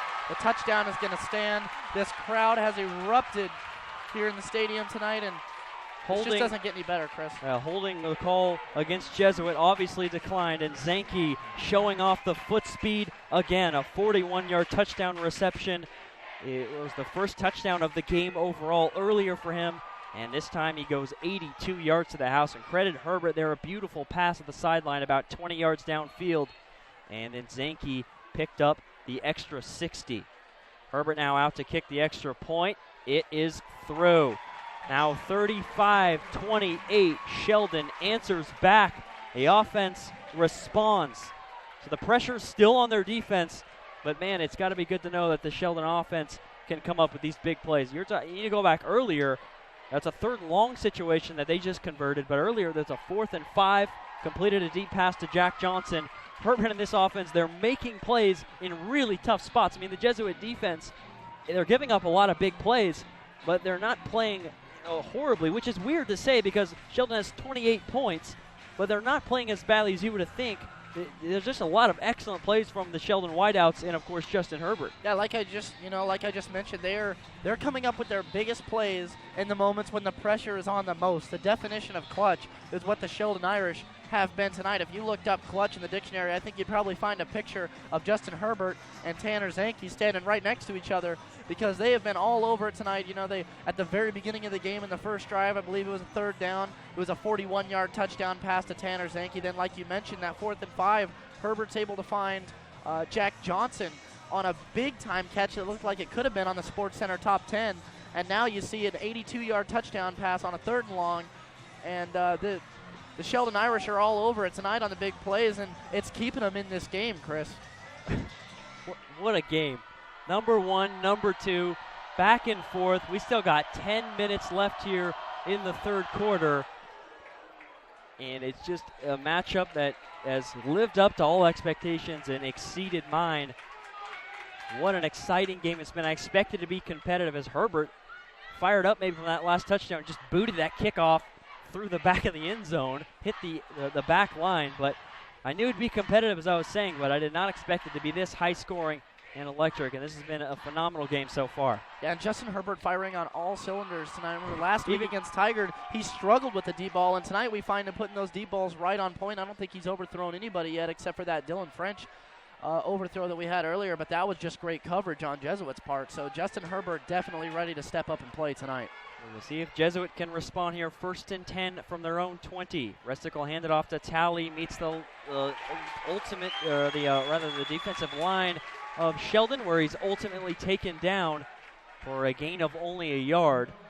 Great defense there from Sheldon, meeting him head on before Talley can pick up steam. When Talley really picks up steam, that's when he's really tough to bring down because he combines that with his power. So good job there. Obermeyer was one of the first players to meet him for the Irish. And you definitely don't want to speak too soon, but the Sheldon Irish definitely seem to be grabbing up some momentum here to get this second half started. So a 2nd and 9 from their own 21. A quick screen out to the right side. Now a quick juke, a couple of jukes, and it's going to be a gain of 9 for Jesuit. Now a 3rd and 1 coming up. And couldn't tell exactly who that was completed to, and that was actually Trey Lowe, the sophomore for Jesuit, on the reception. And they're going to give him the first down there, forward progress all the way out to the 30, so first down Crusaders. Yeah, and I thought we might have been seeing a personal foul call come out for a little unnecessary roughness there as the Sheldon defenders kind of picked him up and body slammed him when he seemed to already be down. His knees had already touched and kind of folded him back up lawn chair style, picked him up and threw him onto the ground WWE style. But now Jesuit going to get this going and get a first down and try and get some momentum back on their side here. Under center is Restick. Fakes, now looking downfield. Pressure comes, sacked all the way back at the 23. Chandler Obermeyer with sack number 2 for him tonight. And credit Tate Edmondson also in the area applying the pressure. Chris, Chandler Obermeyer quietly having a pretty good game here. He's got Restick wrapped up a couple times like you just mentioned. He was able to chase him down on some of those runs. Now it looks like we have an injured Jesuit Crusader down on the field. And I think it's just cramps in the way they're stretching him out. But a 2nd and 16 situation now facing Jesuit. It's Restick a little bit. And that is worrying. the quarterback, Restick. So we'll see who comes on for him in reserve. It will be the backup as we see Restick going towards the sideline, out for a play. And it's actually going to be Matthew Ferguson at quarterback, the wide receiver. At least he's the one commanding the huddle right now. He's had a great game as a wide receiver today. And now he'll play quarterback. Probably some more bootlegs and Wildcat-type looks. Maybe he has an arm, though. We will see. 2nd and 16 for him. He's going to look out left immediately. Bobbles it, and now he's going to run with it and lose a couple of yards. Taken down. That's going to be a loss of 5 more back to the 19. So he tried to throw there. The lefty, his first pass, the ball slipped out of his hands, pulled it in, and then just kind of got shoved down. So first rep there as a quarterback. Interesting play to call a pass play there for a wide receiver on his first rep. Yeah, and interesting that Ferguson's in at quarterback. It's not going to be Danny O'Neill, Alex Brown, or McGregor Potter, all 3 backup quarterbacks listed on the roster. But it looks like, is Restick back in the game yet? Yes, he is. So it's Restick on 3rd and 20 from their own 20. They got to get all the way up to the 40. Restick dropping straight back. Pressure comes, launches it over the middle, intercepted. It's Zach Daly, falls down at the 35, and it's Sheldon football. Overthrew his receiver over the middle, and the Irish now down 7, and they're all fired up. And you can hear the crowd in the background, Chris. This place is going crazy. You can feel You can feel the atmosphere in the air, the momentum in the air shifting back towards Sheldon. What a great game this has been. The atmosphere is incredible. It's Friday Night Lights. We're under the lights here on Friday, and Herbert's going to get going here for Sheldon's drive. From the 35, 1st and 10. Herbert, hand up the middle to Thompson. Bounces around, finds the hole inside the 20 down, or rather inside the 30 to the 28-yard line, and a gain of 7 yards for CK. So now a 2nd and short. 7:07 left here in the third quarter at the 35-28 lead for Jesuit. But the Irish have the football and have the momentum and crowd on their side. Trips lefts now for Herbert. Takes the snap, fakes to Thompson. He's going to keep it, bounce it out right to the 23 where he slides, and that's enough for a Sheldon first down. Something to keep your eye on, Chris. Tanner Zanke is limping around. He was slow to get up the previous play before that, so it looks like they might be bringing a sub in for him now, and he's going to stay in the game. Just something to keep your eye on, as he's been a big weapon in this game so far. Now to be Trips right, bunched up together just to the right of the line of scrimmage here for Herbert. It's been Thompson all night at tailback. He's still there. A fake reverse. Herbert throws to the end zone for Johnson. It is caught.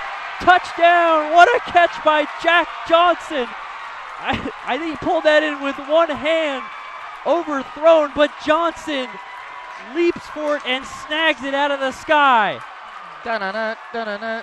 This is 2 times this game now. Jack Johnson has jumped up and grabbed a one-handed catch over the top of a player's helmet. And now Jesuit standing silent, as the Jesuit strong have been shocked, disbelief that that ball could have been brought in. And now Jack Johnson falls on the sideline with a cramp. Maybe he got a little too pumped up there, did a little too many shoulder bumps. Herbert's going to line up for the extra point here. The hold is from Graham Johnson. The kick is actually blocked, so Jesuit blocks the extra point. That's big. Jesuit's going to maintain now a 35-34 lead, and that could really change things. It's just an extra point, but instead of being a tie game, the Crusaders, despite all their struggles here in the second half, are going to maintain a lead. Chris, what an incredible game this has been. This is just going back and forth. It's like watching Rocky and Mr. T fighting Rocky 3. These guys are just going at each other. They're throwing haymakers left and right. Both fighters have been down on the mat a couple times but managed to get back up.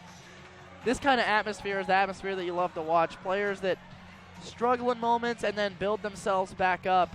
And both teams facing really high pressure in this game tonight. We got the number 1 team in Jesuit. We got the number 2 team in Sheldon, and somebody's going to be ranked number 1 at the end of tonight.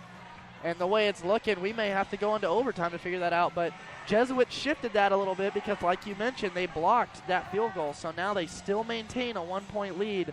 But I don't know if you can feel it, but the momentum has shifted towards the Sheldon Irish side of the field. And the crowd is definitely feeling that here tonight. So a 35-34 football game here in Dennis Ludwig Stadium. Chris Clayton and Cameron Derby with you here on the Friday Night Spotlight on KWVA Eugene 88.1 FM. Number 1, number 2. What a game here. And Herbert boots it deep. Catching it at the 10-yard line is Alfieri. Runs into the pile, taken down at the 30. And that's where the Crusaders are going to start their drive here midway through the third. Looks like more players slow to get up for Sheldon. Looks like cramping starting to be a problem. It might be the kind of the higher temperatures tonight. Last week when Sheldon was down and tigered, it's kind of a cool, crisp night. Kind of a perfect night for football. It's still a little warm out here. Still sweating a little bit up here at our little table right here at about the 50-yard line. So there was a injury on the play, but everyone's off the field. And now Jesuit set to go here on their drive from their own 31 is where the ball is spotted. 6:26 left third quarter. It's 35-34 Jesuit, and they have the football. And they hand off to Talley up the middle. Met at the line of scrimmage, but he fights forward there. A nice run for a gain of 3. Nice defense. Shows the power, and a great play there by Wyatt Wilcoxon. The linebacker didn't start last week. He's starting in place of Taylor Bratton at that linebacker spot, and he's able to meet Talley head on. 2nd and 6 now facing Jesuit. So they break the huddle. in the shotgun formation. That's what makes this Jesuit offense scary. They can give you a power run look and also dangerous in the shotgun. Restic takes the snap, looking right, a flare route out of the backfield. It's going to be Talley, fights forward, and he'll lose a yard. Nice defense there. They were all over it, and I believe it was Grant Schmedick there that made the tackle for a loss of a yard. Chris, I talked about that swagger at the beginning of this half, and Sheldon is definitely carrying that swagger. They are up and slapping each other on the butt on every play. They are pumped up. This crowd is pumped up, and this is a big 3rd down and 7 for this Sheldon defense. Can they come out and prove that they are ready to stand up to this Jesuit team? So 3rd and 7 from their own 34. Restic in the gun, looking left. Now pressure comes, going to run, going to the right, now stops, going to throw downfield, overthrown, tipped, incomplete, off the hands of his big tight end, Henderson Brazy, who caught a touchdown pass earlier. Nice effort there from the sophomore, not able to pull in the pass there, just a little too high. Yeah, that ball was overthrown just a little bit. To be fair, he was very pressured. He was running around in circles trying to figure out where he was going to put that ball. It was nearly intercepted on the backside. If that ball would have had just a little more air under it, I think that it could have very well been intercepted. But now Sheldon and Jack Johnson getting ready to take the ball on a punt return. Going to try and be safe here. You know, they've had some special teams problems. You know, just get this ball and get ready for your next drive. Running it away is Balliute. Nearly blocked the punt there, did Sheldon. As Johnson waves off his teammate, ball bounces at the 35, takes a Sheldon bounce and rolls out of bounds out of the 41. So Sheldon with a 1-point deficit here, going to start the drive in great field position at their own 41. Remember, last week it was 28-21 deficit in which the Irish reeled off 20 consecutive points to beat Tigard. This week they're down 35-21, and they've got 13 unanswered points and the football here midway through the 3rd. So here's Herbert with 4 wideouts. Takes the snap, fakes to Thompson, rolling out right, fakes, now going back towards the middle. He's going to launch downfield for Johnson, overthrown, incomplete. Not quite enough air under it. Johnson had a step on the defender, but an incompletion regardless. This is a big opportunity for the Sheldon Irish here to take control of this game. Like you mentioned, 13 unanswered points. Really a shame for them that field goal was blocked by Jesuit, because they could find themselves going up by a touchdown with just an extra point. But if they score a touchdown here, we may have to see a 2-point conversion come out for the Sheldon Irish. Still got a lot of field to move, though. 59 yards from the end zone. 2nd and 10 for Herbert. Trips right. Herbert looking left. Quick curl route. Complete to Johnson. He gets past the sticks into Jesuit territory all the way up to the 46-yard line. So it's a gain of 13 and a 1st down for Sheldon there. And a nice route from Johnson, getting separation from the opponent. Now Sheldon looking to move that pace. Can you say next receiver core up? With Breton out, it's been all receivers tonight. And it's going to be timeout here. The officials letting a wounded Jesuit player, Grant Matthews, stumble off the field. He is off, and we're set to go. Certainly hope he's okay. Could be just cramps, as we said. Cramps really become an issue here in this slugfest. And here's Herbert taking a snap. With time, pressure comes, rolling out left, throws downfield. Johnson caught at the 25, 20, 15, 10, 5, touchdown! Jack Johnson again! Sheldon takes the lead back, 40-35 Irish, with 4:35 left in the 3rd, and that's 19 unanswered points now for Sheldon. Now you're going to have to see a 2-point conversion come out here, Chris. This crowd is going crazy.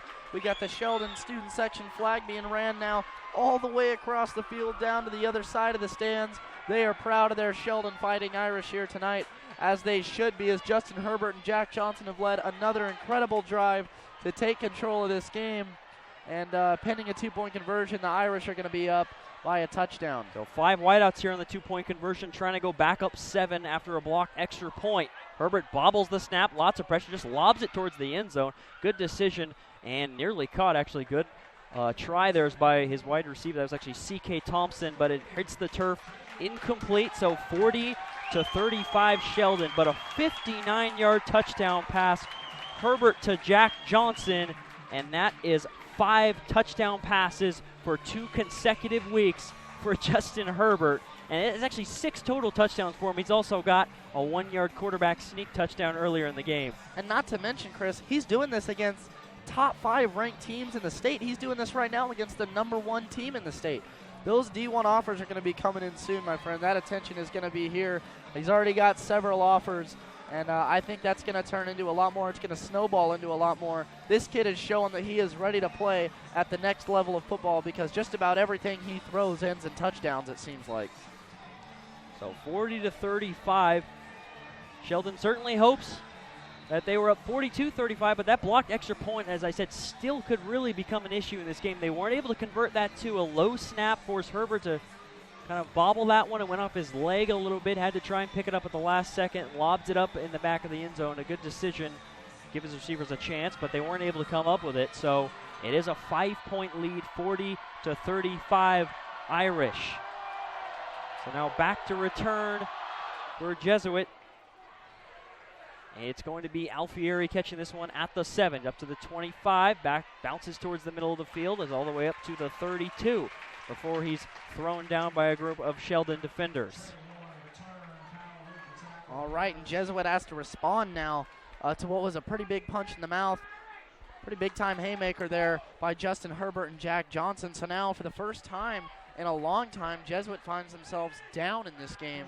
How are they going to respond to this pressured situation? They were able to kind of push Central Catholic around last week, so now they got to play in a close game. Wow, what a turnaround. 19 unanswered points early in the second half. Sheldon was down 35-21. Here's Jesuit's drive. Starting it off at their own 32, a handoff to Talley up the middle. He fights forward for a gain of 3, and what a job Sheldon has done for the most part on Jason Talley. He does have a couple of big runs and stretches and drives in this game where he's been playing well, but for a running back as powerful as him, especially in this second half, I've been really impressed with the Sheldon front. Yeah, the Sheldon front, and I think what you can credit that to is, like I said earlier, playing against a big offensive line in Tiger last week gave them some experience that they really needed for this game. So 3:54 left here in the third. Jesuit down 5 on a drive here. Handing it off to Talley. Finds a hole all the way up to the 49-yard line, just behind midfield. And that's a big gain there for Jesuit. So every time we say Sheldon is doing a good job on Talley, he seems to break off some kind of big run. Earlier it was a 48-yard run. That time not as big, but still we seem to be jinxing it. Credit Talley showing the power run after run. Not to mention his big O-line in front of him. So a 1st and 10. They did mark him at midfield, so a 1st and 10 at midfield for the Crusaders. In the eye, under center is the senior Restic. Dropping straight back, looking left for Happel. Complete at the 45. He jogs out of bounds at the 42. A gain of 8 for Happel.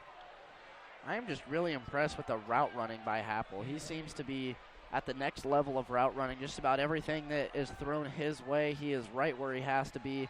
You can see that chemistry with Restic and Happel. They're both seniors. Restic, a 3-year returning starter. So, when a team plays together for a long time, you can kind of just see that chemistry down on the field, and that's what you can see between this quarterback and receiver right now. So a 2nd and 2 for Jesuit from the Sheldon 42. Hand up to Talley, straight up the gut. He's going to take the pile and shift it all the way up to the 36-yard line, so a gain of 6 yards for Talley. We don't have an exact stat line on him, but, man, he's just been a workhorse carry after carry. Consistency, showing the stamina. This guy is a tough running back to corral, which is why last week he had 29 carries, 209 yards, and a couple of touchdowns against CC.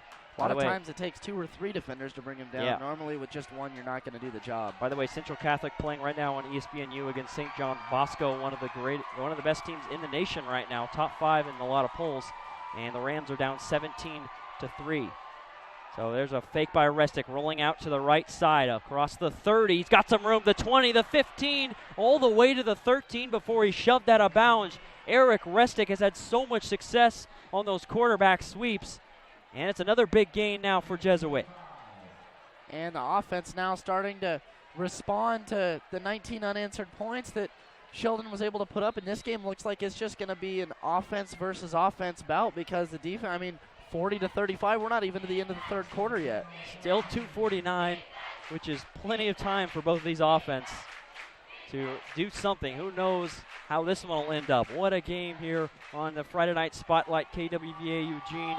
88.1 FM, number 1 Jesuit, number 2 Sheldon. Here's the team ranked number 1 at the Sheldon 14. Anfa Tally inside the 10, inside the 5, showing the power. A 9-yard run to about the 5-yard line, so now a 2nd and 1. But the Sheldon defense, not really much they can do at this point. It's just, like you said, it's just starting to feel like which offense is going to, it's a cliche to say which offense is going to get the ball last is going to win the game, but it's definitely true here with both of these quarterbacks specifically playing extremely well.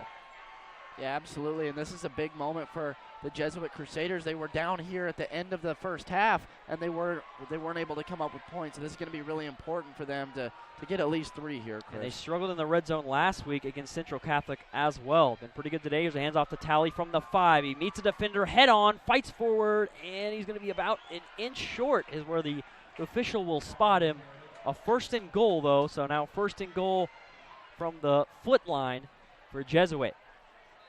Couldn't see which defender that was, but they met Tally head on and were able to keep him from getting into the end zone. An impressive play. But now under 2 minutes, 1:52 left. And Jesuit with a chance to capture the lead here on the road. I think we're just going to see a Tally right up the middle for a touchdown here, Chris. They are in the eye. Restick will hand it to Tally, and he'll get in easily. Pretty much jogs in, stumbles down, and it's going to be a 41-40 lead now for Jesuit. There's nothing you can do at that point if you're Sheldon, Chris. You're at the 1-inch line. You got Tally standing back there and his 220 pounds. I didn't expect anything other than right up the middle, right up the gut for a touchdown, and that's exactly what we saw. We got 1:37 left here, pending an extra point. And what a great response there on that drive from Jesuit. They have the crowd certainly fired up. Irish with 19 unanswered points, and Jesuit starting that drive from their own 32-yard line. They put together a 3-minute drive that ends in 6 points here, as now they're going to go for 2 to try and go up by a field goal with a 41-40 lead late in the third. There will be a fake to Tally. Running outside in the bootleg is Restick fighting forward, and it's going to be a pile. Will it get into the end zone? It's going to be short, so the 2-point conversion does not work for Jesuit. But regardless, after that long drive, phenomenal response from the Crusaders to take the lead back here at Dennis Ledwig Stadium. Yeah, absolutely nothing but a great way to respond for Jesuit. As it seemed like things were falling apart for them a little bit, 19 unanswered points, and Sheldon really looks like they're starting to become a well-oiled second-half team. But like you said, nonetheless, Jesuit has a great response. They have a nice long drive. They go down, and Tally's able to put it in the end zone. Even though they don't get that 2-point conversion, they're back in the lead, and that's the most important thing. But like you said, Chris, it seems like whoever's on offense at the end of this game is going to win because the defense just can't stop anything. I think both these offenses are just so talented that just about every defense they face this year is going to have trouble. And it's just been an exciting game. It's a great atmosphere here on our Friday Night Spotlight on KWVA Eugene 88.1 FM. And now we got the loud music bumping again. The crowd's getting ruckus. And they're ready to see their Sheldon Irish go down, and maybe another Herbert to Jack Johnson or Tanner Zanke touchdown we're going to see here in a minute. Remember, for Jesuit, as they have the lead currently trying to contain this Sheldon offense, they were 0-2 last season in the non-conference. They lost to Central Catholic and lost to Sheldon in 2 incredibly close games. This season they beat Central Catholic. That's step 1. Now step 2, trying to redeem last season with a win on the road at the Irish. Deal on the return, couple of jukes, gets them out to the 28-yard line. But, I mean, with how close these games were last year for Jesuit, they had a lead on Central Catholic in the fourth quarter. Central Catholic came back and beat them. And there's a 29-yard field goal last year that was blocked that gave Sheldon the victory. So could have swung either way, but Jesuit's certainly hungry here to try and get revenge from last year's 0-2 start. Minute 32, Chris, that's plenty of time for this game to be 47-41 at the end of the third. Herbert trying to make that happen with trips right, fakes to Thompson, rolling out left, tons of pressure, going to throw it towards his tailback, hits the turf, incomplete. As Herbert, that is, driven to the turf by David Bridges, the senior defensive end, applying the pressure. Herbert, he's got 6 total touchdowns, 11 total touchdowns on the season, but he also avoids turnovers so well. He does not fumble the football, a bobbled snap, maybe a few bobbled snaps tonight, but no interceptions. Frankly, not even very many of his passes are close to interceptions as the officials convene about a flag. But Herbert, you got the electricity from a lot of players, but the fact that he avoids turnovers so well, it just kind of adds on to how great of a player he really is. He's just a smart player. Chris, we've seen a couple times tonight he looked like he was going to throw it, and it made it look like a pump fake. I think he just decided probably not the best decision to throw the ball here, just take the sack. There have been, we've seen that for both quarterbacks as it's an eligible receiver downfield called against the Irish, so that'll be moved back. But certainly a great crutch for Sheldon to be able to rely on is Justin Herbert, despite the fact that their defense hasn't played well, despite the fact that Taylor Bratton, their starting running back, is out for the season with a torn ACL. Cameron Wong, another important wide receiver, is out this game with a concussion. Still have Herbert, and that always still gives them a chance, and he's shown that tonight here in this thriller 41-40 game on KWVA. So it's trying to get a exact line on this call here. It actually a declined penalty, so they didn't take the ineligible receiver downfield penalty, did Jesuit. They decided to decline, and instead of 1st and 15, it'll be 2nd and 10 now for the Irish from their own 29. So here is Herbert. Bends down his big 6'6" frame, takes the snap, dropping back. Pressure coming from the backside, throws over the middle, bounces off the arm of his Dylan French, his wide receiver, incomplete. And now it'll be a 3rd and 10 facing the Irish. Well, here we go, Chris. Expect to see a big play because just about every 3rd down for Sheldon tonight has resulted in some kind of gargantuan play. Even if it comes to 4th down, I'd expect to see him maybe go for it here. So from their own 29 here, it is 3rd and 10 with trips right. One receiver to the left. Herbert will roll right. Now pump fake. Look back to the left. Launching it downfield. Caught it midfield is Jack Johnson, 45. Spin move at the 40, thrown down at the 39. Another 3rd down completion to Jack Johnson in a big-time game for Sheldon. Yeah, 3rd down for Jesuit tonight on the defensive side seems to be the Achilles heel.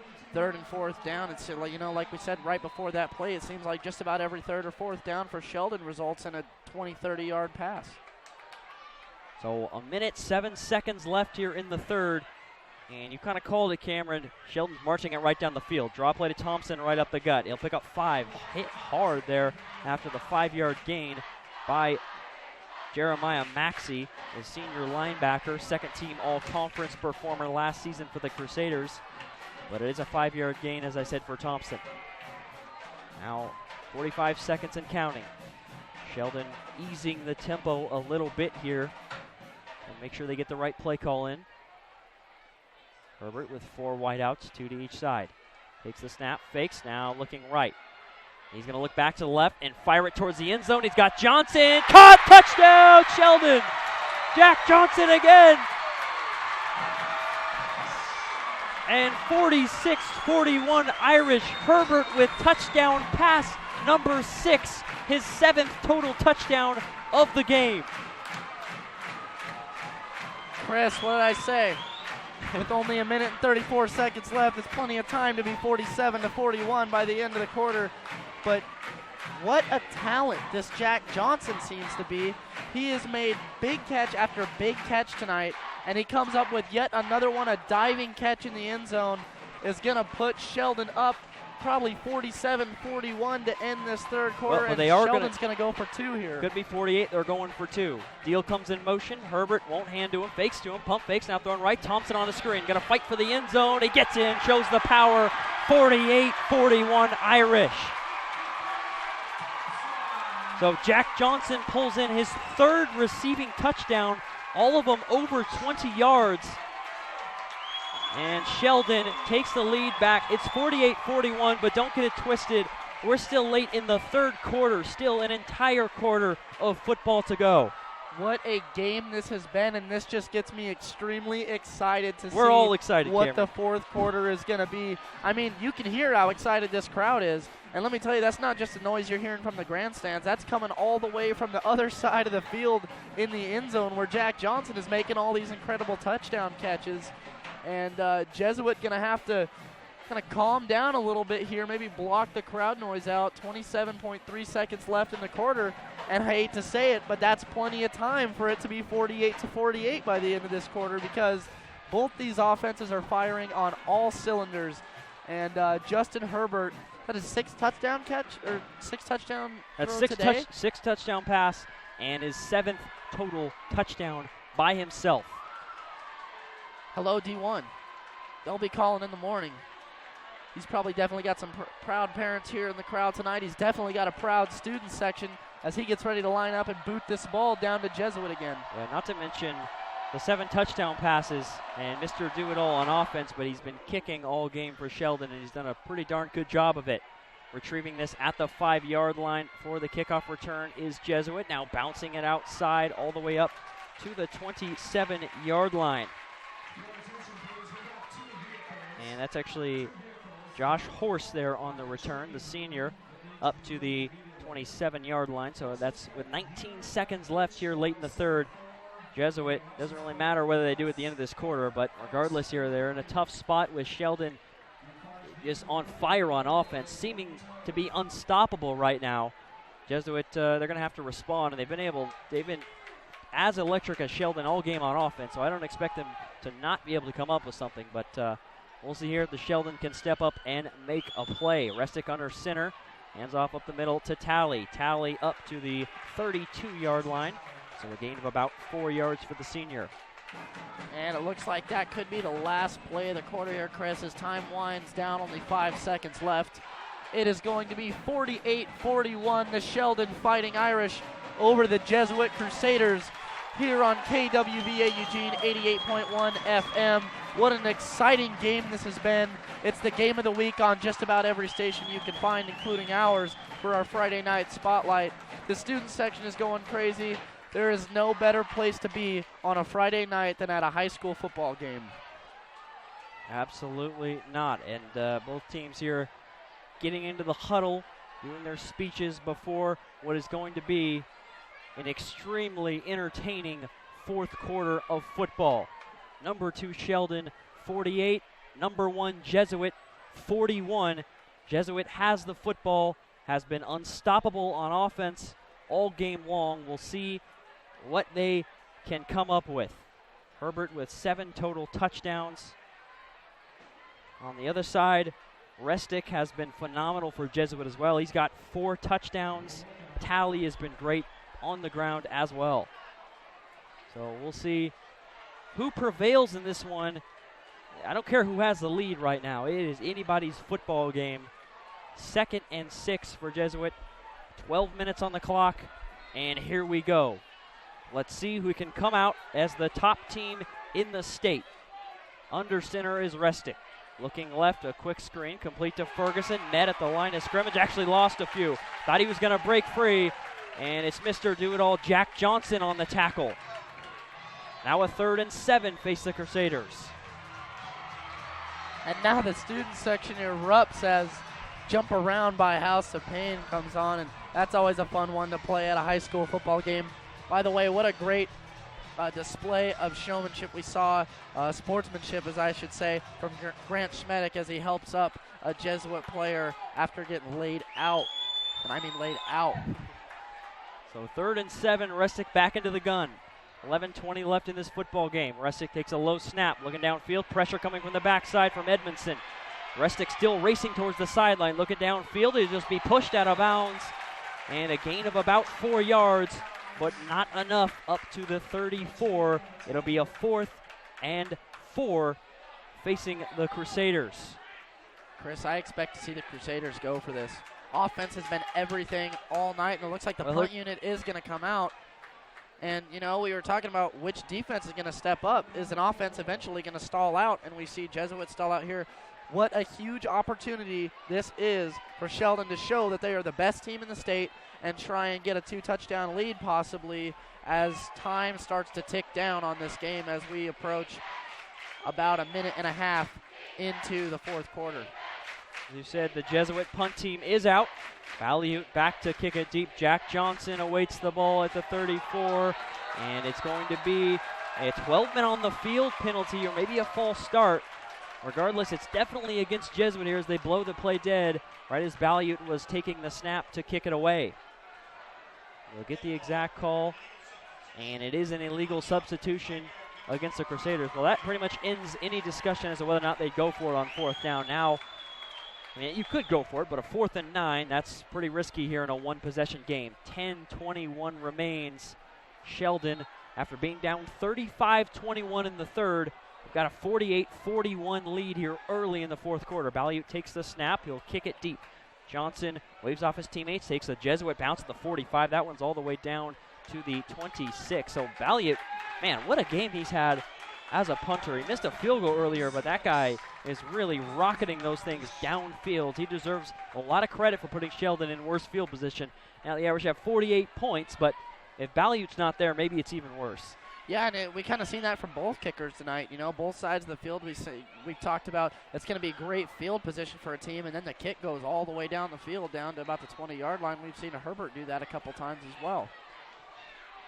So here's Herbert in the offense with 4 wideouts. Steele coming in motion. Handoff to Thompson straight up the middle. He's going to get past the 30, the 35, still on his feet. 40, stumbles forward all the way to the 44-yard line. A gain of 18 yards there, rumbling it up the gut, was C.K. Thompson. And Chris, can you imagine if Taylor Bratton was in the game? You know, that Sheldon has responded greatly to the absence of Taylor Bratton. It seems like the whole team has stepped up and been working as a unit. So here's Herbert with Zanke coming in motion. Thompson again, straight up the middle, past the 45, past midfield, inside the 45, into Jesuit territory to the 43-yard line is C.K. Thompson. Now he's really getting it going for Sheldon. Yeah, C.K. Thompson definitely starting to warm up. We're starting to see that big power back with that speed. He's definitely a big boy. He's only 5'11", but he's got that weight on him, and he's fast, and once he gets moving, it's hard to bring him down. So 9:34 left in this football game. Sheldon with a 48-41 lead. And the football here, moving it into Jesuit territory. Trips right for Herbert. He'll fake to Thompson up the middle and run it for a gain of only 2 yards to the 41.5-yard line. Can start to feel the momentum swinging towards Sheldon's side here with we are approaching 9 minutes left in the fourth quarter, and Sheldon has a great opportunity to go down and get some points. And it has been all Sheldon this half as they had 19 unanswered points at the beginning, and now they find themselves marching again. So 8:59 left now. Herbert with trips right on the left hash. Pump fakes left. Now he'll look back to the right. Pressure comes. Jukes, and he's going to be bottled up. He actually stiff-armed to stay on his feet. Herbert's on the move. Herbert's at the 40, slides at the 38. He only picked up 4 yards. Only a 4-yard gain, as I said, but Herbert, man, he's got 7 touchdowns and bombing it through the air, and he's able to elude a sack on it. He looked like he was doomed on that play. And right there, he ran about 20 yards to pick up 4 yards. But you love to see that kind of effort in this big of a game. Like we said, in the most pressured situation, Sheldon has been able to come up with the biggest plays, and this is going to be one of them right here as we have 3rd and 7. 3rd and 7 from the Jesuit 40 for the Irish. 8:13 left in this game. Herbert takes the snap, handing it off to Thompson. A draw play, stays on his feet inside the 35, but he will be just short. CK the defender had his shoestring there kind of wrapped up, had his leg wrapped up, almost broke free and got past the first down marker, but he's a yard and a half short. So now a 4th and approximately 2 yards now for the Sheldon offense from the Crusaders 35. If you're Sheldon, you have to go for this. So 7:42 and counting left in this game.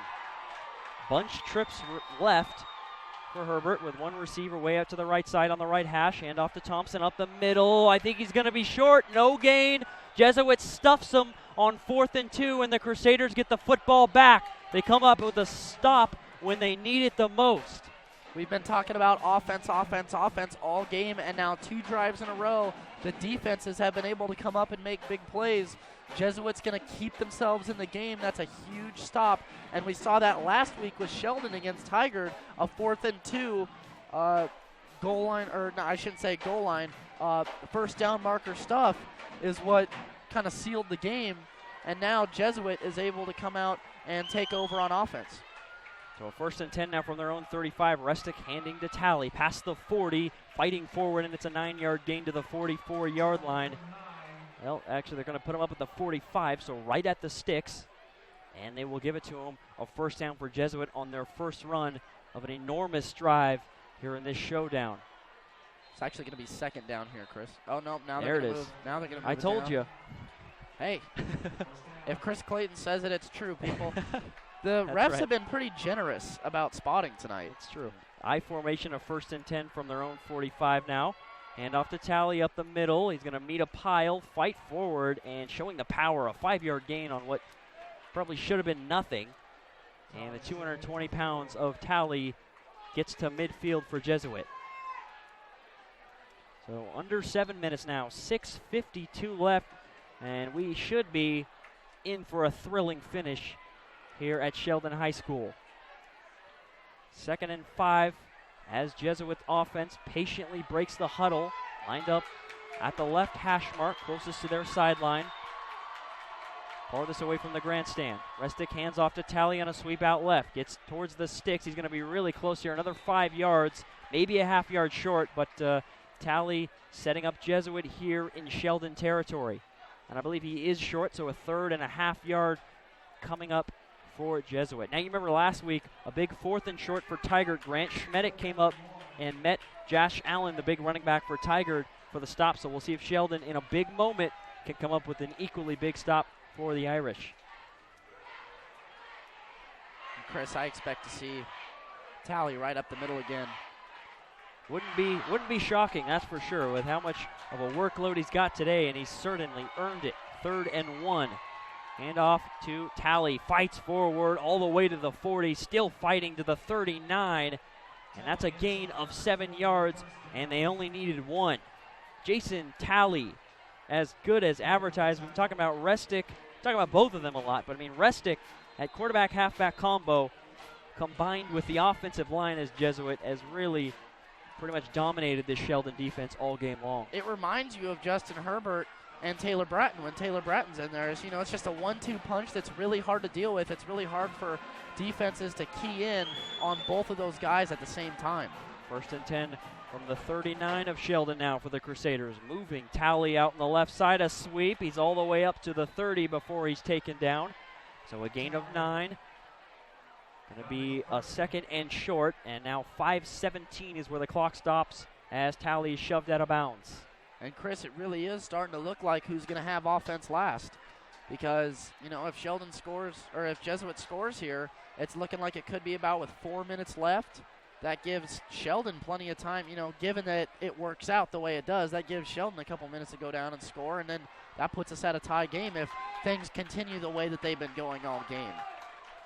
So here's a 2nd and 2 from the Sheldon 31 for the Crusaders. Really powerful lineup here. A lot of linemen, a lot of backs in the backfield. Talley's going to take a carry up the middle, all the way up to the 22 goes Talley. So Jesuits not even being cute about it now. Now they are shoving it right down the throat of Sheldon and not even trying to hide it. Nothing the Irish can do right now.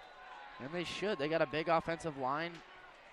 Talley is a big boy that, like we were saying earlier, you kind of got to be here to believe it. You kind of got to look at him. He stands really tall, and he's got the bulk on him, and he's fast too. So he's able to move around. He's able to shuffle around defenders, and when he falls forward, it's for about 5 yards. Here's Talley again, now inside the 20, bounces it outside. Defender's got him wrapped up, but he's fighting forward as always, and he gets all the way up to the 17-yard line. So a gain of 5 now. And it's almost like an automatic 5 yards in this 4th quarter, and especially this drive for Talley. And he's up to the 17 now. Yeah, that's what I was saying earlier. He's so big that when he falls down, it's like it's, 3 or 4 extra yards just because he falls forward. It's kind of like watching Cam Newton in the NFL fall forward. There's that powerful lineup. They got a couple of fullbacks lined up behind Restic in this formation with Talley behind them. Hand off to Talley up the middle. He'll get inside the 15. And so only 3 yards on that play. Had him marked at about the 17.5, so now a 3rd and 3 facing the Crusaders. Now the situation here where kind of opens it up, maybe a passing situation. They've had a lot of success on the ground. Do you go ground or maybe try to throw them off with the play action here if you're Jesuit? I think the way that Talley is playing right now, you've got to go on the ground. You've got to put him maybe not right up the middle, but maybe like kind of like a power O styled run kind of out towards the tackle. We'll see what happens. So here's the eye on 3rd and 3. They do give it to Talley. He met at the line of scrimmage, and he lost a yard. C.K. Thompson, who's been phenomenal at running back all game long for Sheldon, meets Talley in the backfield. So now a 4th and 4, and it's decision time for the Crusaders with 3:20 and counting left in this football game. Chris, this is going to be the biggest play of the game that we've seen all day. The clock is running. We're approaching 3 minutes left as the crowd comes to their feet. It's going to be 4th and 4 here for Jesuit. And here it is. Get out in the eye. Sheldon defense shifting around here. Crowd really rumbling this stadium. 3 minutes left. A 4th down situation. Restick's going to throw. Pressure comes. Rolling out left. Throwing it downfield. Complete to Happel at the 5. What a catch in traffic, and a 1st down for the Crusaders. Chris, what a game this is. Now we've got 2:51 left. It's going to be 1st and goal. And if they get a score here, it's going to be tied at 48-48. And it's going to have plenty of time for Sheldon to go down and try and get the game-winning score. What a game this is. It's just been exciting all night long. Unbelievable catch there by Happel. The defender was on his back, but he showed the strength, and it's 1st and goal from the 6. 2.5 minutes. Jesuit really being patient here. Handoff to Talley, fighting for the end zone. He's in. Touchdown, Jesuit. 2:24. Extra point pending. The Crusaders have locked this game up at 48 apiece late in the 4th quarter. This is going to be an exciting 2 minutes and 24 seconds coming up, Chris. This is going to be really exciting.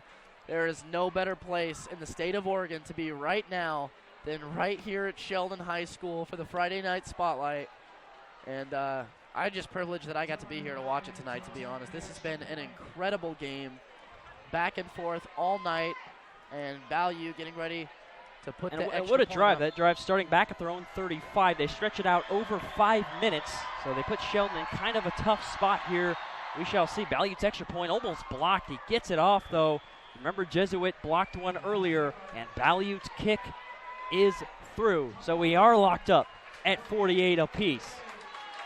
Chris Clayton and Cameron Derby with you here on KWVA Eugene, 88.1 FM. Number 1 Jesuit, number 2 Sheldon, locked up in a tie game. And this one has been a slugfest back and forth all game long. Too many highlights to point out at this moment. We'll try to in the post game, but there's still a lot of football to be played, and what an unbelievable game it has been. Talley with his 3rd rushing touchdown, by the way, on that last carry. Well, as this offensive drive approaches here for the Sheldon Irish, I can think of 2 names, Justin Herbert and Jack Johnson. They've been the 2 guys all game in the highest pressured situations. Those 2 have come up with the biggest connections, and I think Tanner Zanke, Jack Johnson, and Justin Herbert are going to be the guys you're looking for right now. Justin Herbert's definitely your quarterback. You're going to lean on him. You're going to let him lead. But Jack Johnson and Tanner Zanke are about to have the highest pressured moments that they've ever seen in high school football. 48 apiece here on the Friday Night Spotlight. Kick deep from Russell. Caught by Zanke at the 4. He's going to break one tackle, bounce it outside, and actually nice coverage there. He's taken down at the 16-yard line. So 2:19. Herbert with 7 total touchdowns on the game. 6 through the air, 1 on the ground. Opportunity here. A 2-minute drill to give his team the victory. Coach Lane Johnson here feeling the anxieties all the way at the 36-yard line of Jesuit, reading this play as Herbert and the offense lines up 1st and 10 from their own 17. Herbert with trips left on the right hash, pump fakes left. Now looking back to the middle, overthrows his man, and he had Zach Deal open just over the outstretched arms, incomplete to start off the drive. And you can kind of feel the pressure there. It went right over the top of him. I don't think Deal was quite expecting it. He was wide open over the middle, and Lane Johnson didn't have the most appropriate response to that incompletion. He's all the way over here by him. He's in front of us. The ball's all the way down near the 20-yard line, and he's at the Jesuit 40. 2:16 left, and Herbert in the offense here with a 2nd and 10. Herbert looking right, a quick little curl route there, complete to Dylan French. French with a gain of 9 yards as he fought forward there at the last second. And they're only going to give him about 8.5. So 3rd and 1.5 yards now facing the Irish. They're up at the 26-yard line. Their own 26. And the crowd here, hushed silence as the Sheldon offense coming up with a big third down here. Jesuit trying to get the football back. Herbert takes a snap, hands it off to Thompson up the middle. Actually, Herbert kept it, fought forward, and got the first. Gain of 4 yards all the way up to the 30. Could have handed off to his power back Thompson, but Herbert's a gamer, and I just think he wanted that football there on that play. The most important part of that play right there, Chris, is the clock stopped. And it is running now at 1:35 and counting. At their own 30 are the Irish. Herbert with trips left, takes a snap, pump fakes right, now looking left. He's got some time. Pressure finally comes, lobs it up towards his wideout, overthrown, incomplete. That was Tanner Zanke, the intended target there, and in coverage was Jordan Happel. You can see the trust that Justin Herbert has in his receivers this game. He often throws it right up in one-on-one coverages. He has no problem letting his receivers go up to make a play. So the clock stopped at 1 minute and 24 seconds left. 48 all here between Sheldon and Jesuit. Irish have the football at their own 30. A delayed handoff to Thompson. Thompson bounces it outside. He's up to the 38, gets his legs taken out, but got over the marker. And it's a first down up to the 41 for C.K. Thompson. Clock at 1 minute 18 will stop momentarily for Sheldon. Something important to remember here, Chris, is that Justin Herbert is the field goal kicker for Sheldon, so he doesn't have the greatest of range, so they're going to want to get it as close as they can here. But now the clock starts. It's at 1 minute 12 as Sheldon and the officials are actually stopping this game here momentarily. It's actually a timeout called by Jesuit. 1 minute 13 remains. 48 all. A nice call there on 2nd and 10, coming up with the draw play to Thompson. And Thompson's gotten better and better as this game's gone on. And think about this, he's played running back all game long. The only player that's lined up at running back has been C.K. Thompson. He's also playing defense, starting at linebacker. There's probably been cycled in maybe here and there. I haven't, necessarily been locked on him the entire game to see, but he led the team in tackles. So this guy, his stamina has been incredibly impressive. They're leaning on him a lot on both sides of the football. C.K. Thompson's been an Iron Man for Sheldon. Yeah, and he's been a workhorse in this fourth quarter particularly. He is running the ball a lot, and he's running people over while he's doing it. He's not just kind of getting through it. He's excelling at his position on both sides of the ball, which is great to see in a big pressured situation like this. Sheldon getting ready. 1 minute 13 left. It's tied 48-48. What a game this has been. And this is the highest pressured situation in all game long. We've seen nothing but great plays out of Sheldon in high pressured situations. So let's see what they have in store for us now. So last year's games between these two teams ends in a 29-27 victory for Sheldon on a last-second blocked field goal. And now we're tied with 1 minute left. Herbert looking left. Now looking over the middle. He'll throw complete to Zanke into Jesuit territory up to the 44. Now 1 minute 7 seconds. Sheldon playing it smart here, obviously with tempo. There's actually a Jesuit player down, so that'll stop things here momentarily.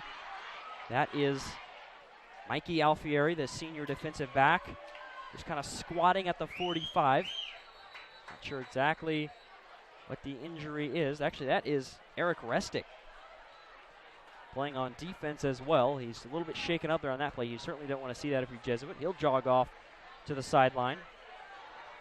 So Sheldon gets a chance to really hammer down their play call. Obviously hope Restick's okay, but Sheldon will appreciate the stoppage. Now they're going to be right back at it here, 1 minute 5. Draw play to Thompson, up to the 40, fighting forward to the 37. Loses his helmet. Picked up a nice gain of about 6 yards there. That draw play has been potent, we've seen. I don't know if you remember last week, the Tiger game. Tiger ran a draw play with only 4 seconds left in the first half, and it ended up being like a 41-yard touchdown run. So that draw play coming out when it's not expected has been big for a lot of teams here in the state so far. A timeout called by Sheldon is CK. I think that's because they want C.K. Thompson to be able to not have to sit out a play. He did lose his helmet, and the transfer from Illinois with the timeout for Sheldon will be able to be in next play with a 2nd and 4 facing the Irish. So we're under a minute, 57 seconds left. Number 1 Jesuit, number 2 Sheldon, deadlocked at 48. Chris Clayton and Cameron Derby with you here on KWVA Eugene 88.1 FM. And Sheldon, we haven't had a whole lot of time just because this game's been so incredibly entertaining, kind of go through their schedule. They got another tough one next week at Grants Pass. Grants Pass did lose their first game to Sherwood, but Sherwood's another really talented team, so always a tough trip there to GP.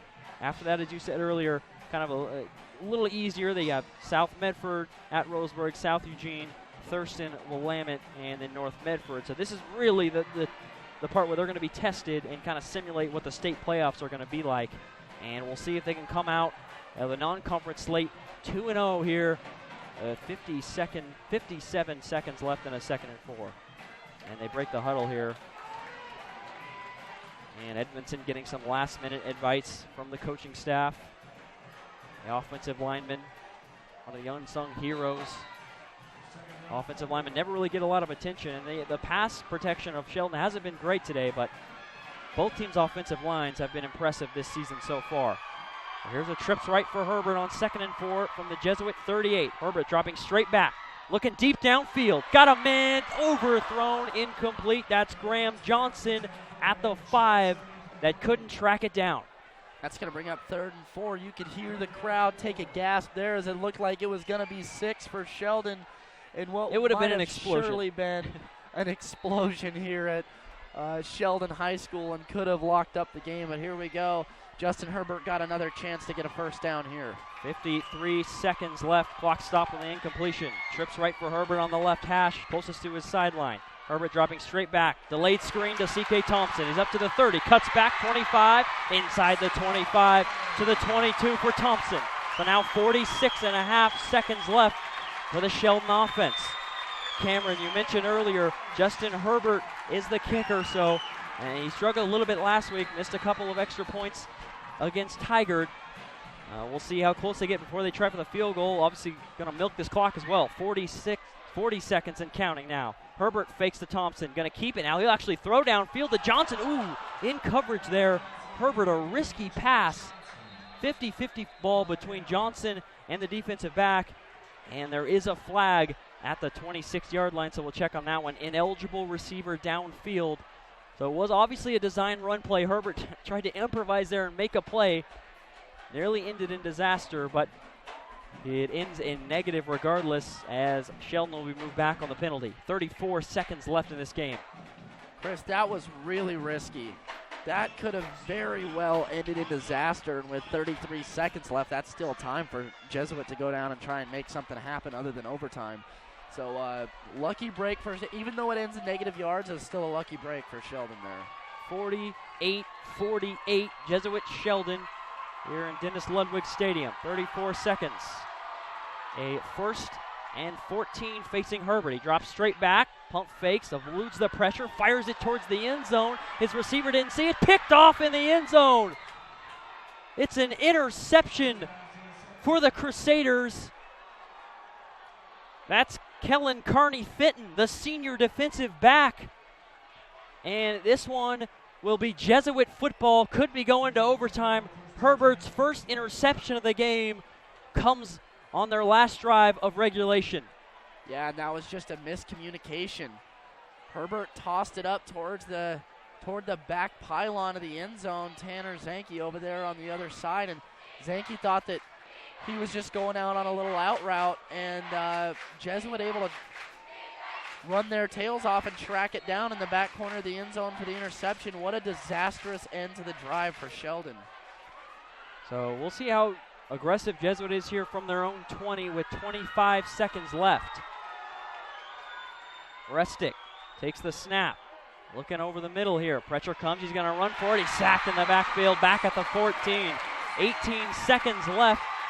And we'll see if Jesuit just simply lets this clock run out. It looks to me like that is just what they'll do. Both teams watching as the clock approaches 0, 5 seconds. And we're going to overtime here in Dennis Ludwig Stadium. There's not a more appropriate scenario for this. It has been back and forth all game, and now we are going to see an overtime smackdown, 48-48, the number 1 versus number 2 teams in the state here in Oregon. What an incredible atmosphere it has been, and everybody is still on their feet for this one. And this one could be going for a while because both offenses have been moving down the field just about all game. So we'll see who gets the ball first, and that's going to be very important in this scenario. Well, you're going to want to play defense first here with college rules overtime. But, wow, back and forth, 48 apiece. Unbelievable football game here. Both teams duking it out. If you remember, last year's game was a 29-27 final score. Austin Tharp with a blocked field goal at the buzzer to allow the Irish to hang on and win it. So both teams are going to get 3 minutes here to catch their breath. We need those 3 minutes as well. A lot to digest in this football game.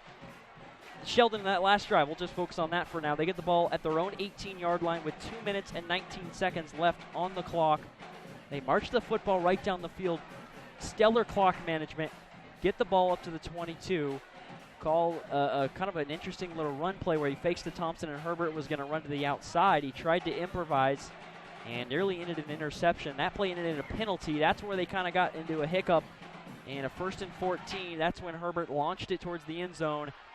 And Kellen Carney-Fitton, haven't really called his name too much tonight, in a one-on-one situation, read the football.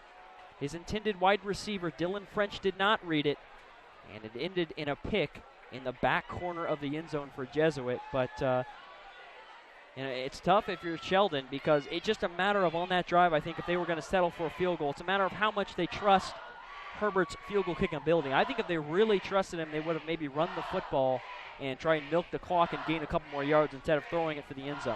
But also Herbert was so efficient, he's able to avoid interceptions usually. So tough to get in the mind of Lane Johnson there on that last drive. And, you know, that interception is just simple. It was a miscommunication. It was just a broken down communication. The receiver didn't know what was going on.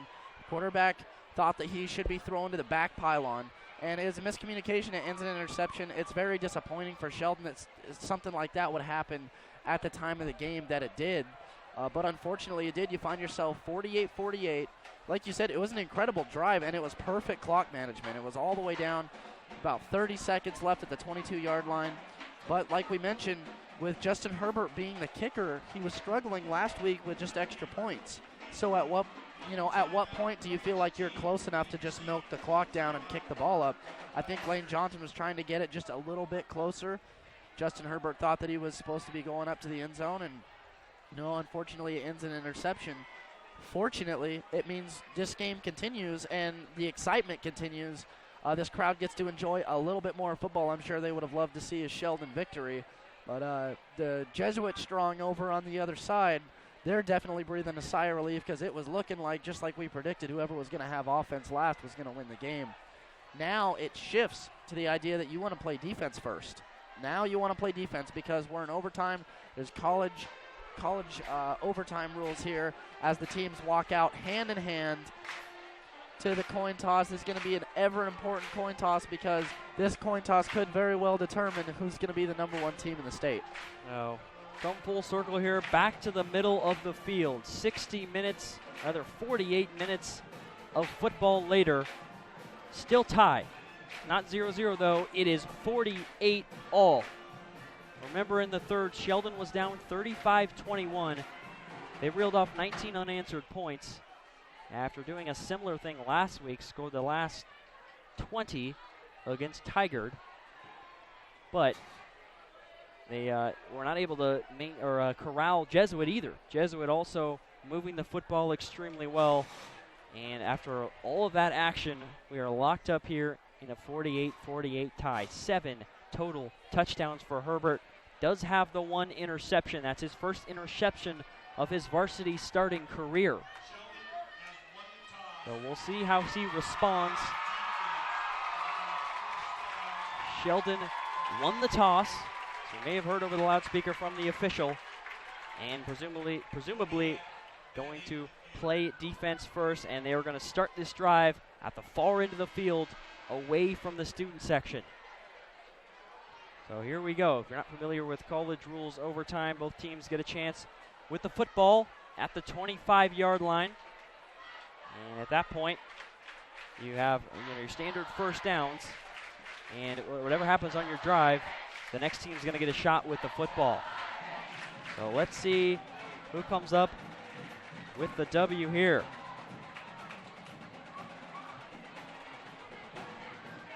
Well, Chris, this is the moment that players live for.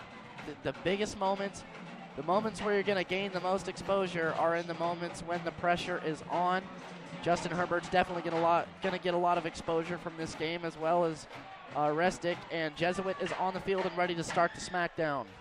So 1st and 10, the 25 here to start off overtime. 48 all. Restic under center, throw left, quick pass little outside to Happel. Happel breaks a couple tackles. The 10 inside the 5, fighting for the end zone. And is he in? The officials not sure and mark him short. Wow, Happel, Jordan Happel, the senior, shows the power, turning a screen into a 24.5-yard gain. And now Sheldon, and what will almost surely be a touchdown. I'm sure we're going to see tally right up the middle here for a Jesuit score. That seems to be what it's been all night inside the 5. So Sheldon now going to have to respond to this. I mean, they have to respond or they lose. So the next drive is going to be pretty big here. So here's that power formation. 2 fullbacks. And behind those 2 fullbacks is Talley. He gets the football and barrels in for 6. Jesuit starts overtime with a touchdown. And now Justin Herbert is going to have a lot of pressure on his back, the most pressure he's probably ever felt in his football career. And we're going to get to see how he handles that firsthand out here at Sheldon High School. Lane Johnson still standing on the opposite side of the field from where the action is happening as we await the extra point. There's Balliute to make this a 7-point game here. Sheldon blocked a field goal last year, not able to block the extra point in the big spot. Balliute boots it through, and it's 55-48. So at this point, it's touchdown or bust for Sheldon. At the 25, Herbert in the offense. Herbert looking to rack up his 8th touchdown here to try tie things up. And, of course, you've got C.K. Thompson, who's also been excellent on the ground. C.K. Thompson has 1 touchdown himself running the football. But regardless, the Irish just want to get this one in the end zone. They break the huddle and sprint onto the field here, starting this football dead center in between the hash marks at the 25-yard line. And fatigue has got to be a factor for both of these teams. Whether you're a lineman or a wide receiver or a halfback, it doesn't matter. This has been a marathon, and what a battle it's been. Herbert fakes the reverse, now looking downfield. He's got some time outside the pocket, lobs it towards the 5, complete inside the 5. That's his wide receiver, Zach Deal, who made a tough catch. And he's all the way to the 3. And the excitement just continues as Zach Deal's celebrating a little bit down there on the sideline, as now Sheldon responds big time and looks like they're going to get a touchdown out of this thing, and we may see overtime number 2. 1st and goal from the 3. Trips left for Herbert. C.K. Thompson also to the left of Herbert. Thompson will get the carry, barrel into the end zone, and Sheldon locks things up. Extra point pending, of course, but Sheldon responds. It only takes 2 plays.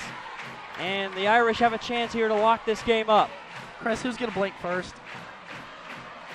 Do you have any idea who's going to blink first? I don't know, but this extra point, I'm considering this extra point here. You think about the extra point struggles they had last week. Think about the blocked extra point Jesuit had earlier. You know the Crusaders are going to be gunning for this one, and a 1-point lead for Jesuit. Usually don't get this much anticipation on extra points, but we got a big one here. The hold is Graham Johnson. Herbert's kick is up, and it is through. Didn't show too much power, eased his leg, just got it over the crossbar, and he ties things up at 55 apiece. Of course, the Sheldon offense will stay on the field here, but we're going to double overtime. It looked like it was going to be a little bit wide left. I kind of took a little bit of a hiccup, a little bit of a gasp, along with this entire stadium. Everybody kind of got quiet for a minute and waited for those officials' arms to go straight up, but when they did, this place erupted, and we're going to get to see overtime number 2 here at Sheldon High School. It's 55-55. Wow, and this is a game where the entire week, both teams, both teams, but I mean, not even just the teams, but the media was hyping this one up. It's everyone's game of the week, as we said earlier, and there's been absolutely no disappointment. It exceeded all expectations. It's been as thrilling as a football game can possibly be. 4 wide receivers. Herbert with trips right to start off the first possession of second overtime. Thompson running out to the left side. It's going to be a 5-yard gain on their delayed handoff. You start to hear a roar from the student section every time there's a little bit of space. So that can be deceiving, but Thompson is able to make some room there, break an arm tackle and pick up 5. Sheldon being patient here, looking to the sideline, getting the play call in. And a 2nd and 5 now. Herbert pointing to the left. Irish lined up on the left hash mark. Herbert takes the snap, looking middle. Now he'll run to the left side. He's going to be pulled down from behind and bottled up. A loss of 6 on the sack. That's Mike Petroff, the All-State linebacker, on the sack in a huge spot. Now it's 3rd and 11 for the Irish. Well, here we go. You're going to be looking at Jack Johnson. You're going to be looking at Deal. You're going to be looking at Tanner Zanke, the guys that have come through the most on 3rd down. We got Dylan French over all the way to Herbert's right also. Well, here it is, a 3rd and 11. Herbert with trips right on the left hash. Bends down, takes the snap, fakes to Thompson. Looking over the middle. Pressure comes. Now we step up in the pocket. Gun for the end zone. In traffic. And it's picked off. Oh, the second interception for Herbert. Grant Matthews on the pick. And Jesuit now in prime position. What a disappointing end to this game for Justin Herbert if Jesuit is able to come through. You know, you mentioned the 7 touchdowns. And now it's looking like all of that could be thrown to the side as the Sheldon crowd trying to bring their team back up into high spirits here. Johnson, on that last play, Johnson was in a crowd, but he's been making those plays sometimes. He's just fighting through a crowd, making an unbelievable play. Herbert there a little bit too aggressive, fired it into the crowd, and Johnson was behind 2 Jesuit defenders, couldn't make the play. And now the Crusaders in a tie game here. Any type of score in this game is over. Restic under center in the eye. Hand off to Talley's inside the 20, battling forward inside the 15. Runs over a defender into the end zone, and Jesuit wins. Jason Talley runs over a couple of Sheldon defenders and runs through even more arm tacklers. And the Crusaders will escape with a 61-55 win on the road. And you can hear the silence here as Sheldon is shocked. The crowd comes to a complete silent exit. And the 7 touchdowns for Justin Herbert are going to be all but useless here, as it's going to be a loss, 61-55 as the teams meet at midfield. What an incredible showdown this was at Sheldon High School. Just an incredible game to watch, an incredible game to be at. Unfortunately for the Sheldon Irish, they are not going to be on the winning side of things, and Jesuit will surely be the #1 team in the state after this one tonight. What an incredible game to watch and to call, Chris. Yeah, unbelievable. First carry there of the second overtime for Jesuit. Talley shows the power that he showed all game long. Gets into the end zone for his 4th rushing touchdown of the game and the penultimate dagger. So Jesuit surely, as you said, going to retain their crown, if you will, as the #1 team in the state of Oregon. But, you know, we'll go into Jesuit here in a second, but if you're Sheldon, still a lot to play for. This could be anybody's game, back and forth. So they're going to be looking forward to the playoffs as the year goes on. Still a lot of football left to be played for Sheldon, but certainly not too much to hold their head about, because these are 2 really just phenomenal football teams that are going to be dancing deep into the playoffs at the end of the season, in my opinion. Absolutely, and with this first 3 weeks of the Sheldon schedule with all these tough teams, they had to play Tigard last week. They played #1 Jesuit this week. They're going to be on the road to Grants Pass next week. It's going to be hard to win all of them. You know, with all that traveling, it's going to be definitely hard to win all of them. They're really tough teams. The important thing is Sheldon is most likely going to be in the playoffs.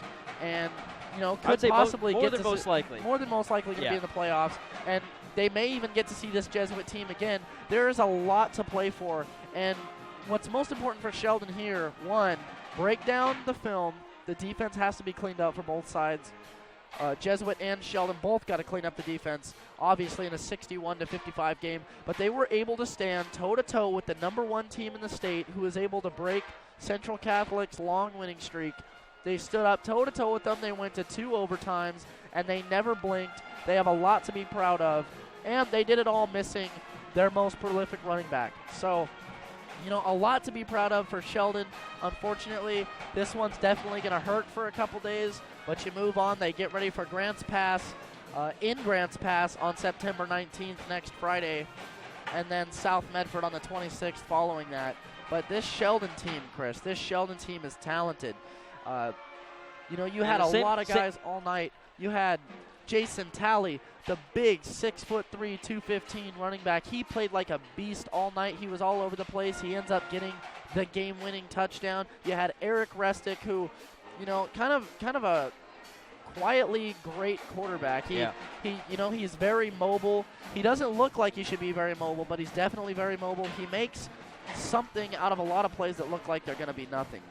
And he was a playmaker all night, and Happel was a guy who didn't have a ton of huge plays yardage-wise, but, Jordan Happel was a wide receiver that Restick could rely on all night long. And this is a guy that he's been able to in the past, obviously the last 2 seasons with Jordan Happel, but this guy was all state on both sides of the football for a reason. He played a phenomenal game. And Jesuit, this is a team, you talk about the talent of Sheldon, you can definitely talk about the talent of Jesuit as well. They're gunning for a state championship. They haven't had one since 2006. They put themselves in great position. Look at the rest of their schedule. Sunset on the road, Aloha at Westview, Century, Glencoe at Southridge, and then at Beaverton to close things off. But you talk about a team with 2 All-State and 7 All-Metro League performance coming back from last season. This team is really going for a state championship, and after going 0-2 in last year's non-conference, really impressively coming back for kind of a revenge this year with their sights set higher than the quarterfinals where they were knocked out by Tigard in triple overtime. If you really want to look at what lost this game for Sheldon, Chris, you go all the way back to the end of the 4th quarter. Justin Herbert has a miscommunication with his receiver that ends in an interception. There was only 30 seconds left on the clock down at the 20-yard line. It looked like Sheldon was for sure going to win the game. And after 7 touchdowns for Justin Herbert, it's really unfortunate that he has to end on a miscommunication that's going to end the game and lose it for Sheldon. But like we said, a lot to look forward to for this Sheldon High School team as they have still a tough schedule ahead. They look forward to Grants Pass next week. KWVA Eugene will be there in Grants Pass to bring it to you. And, wow, just what a game. It was a privilege to call it, a privilege to be here. What an incredible atmosphere it was for the Friday night spotlight here on KWVA Eugene 88.1 FM. Yeah, it was definitely lived up to the hype. Oh, absolutely, and it even exceeded it. Double overtime, 61-55 victory for Jesuit. For Cameron Derby, I'm Chris Clayton. That's going to do it for us here. Also for Ryan Millard, who had the call on KWVA2 of women's soccer there at Pape Field. They were able to pick up a victory. Wow, what another fun Friday night spotlight. We'll be back on Monday for Quack Smack, and we'll be back again next Friday for more high school football. That's going to do it for us. Thanks for listening. Back to music here on KWVA Eugene 88.1 FM.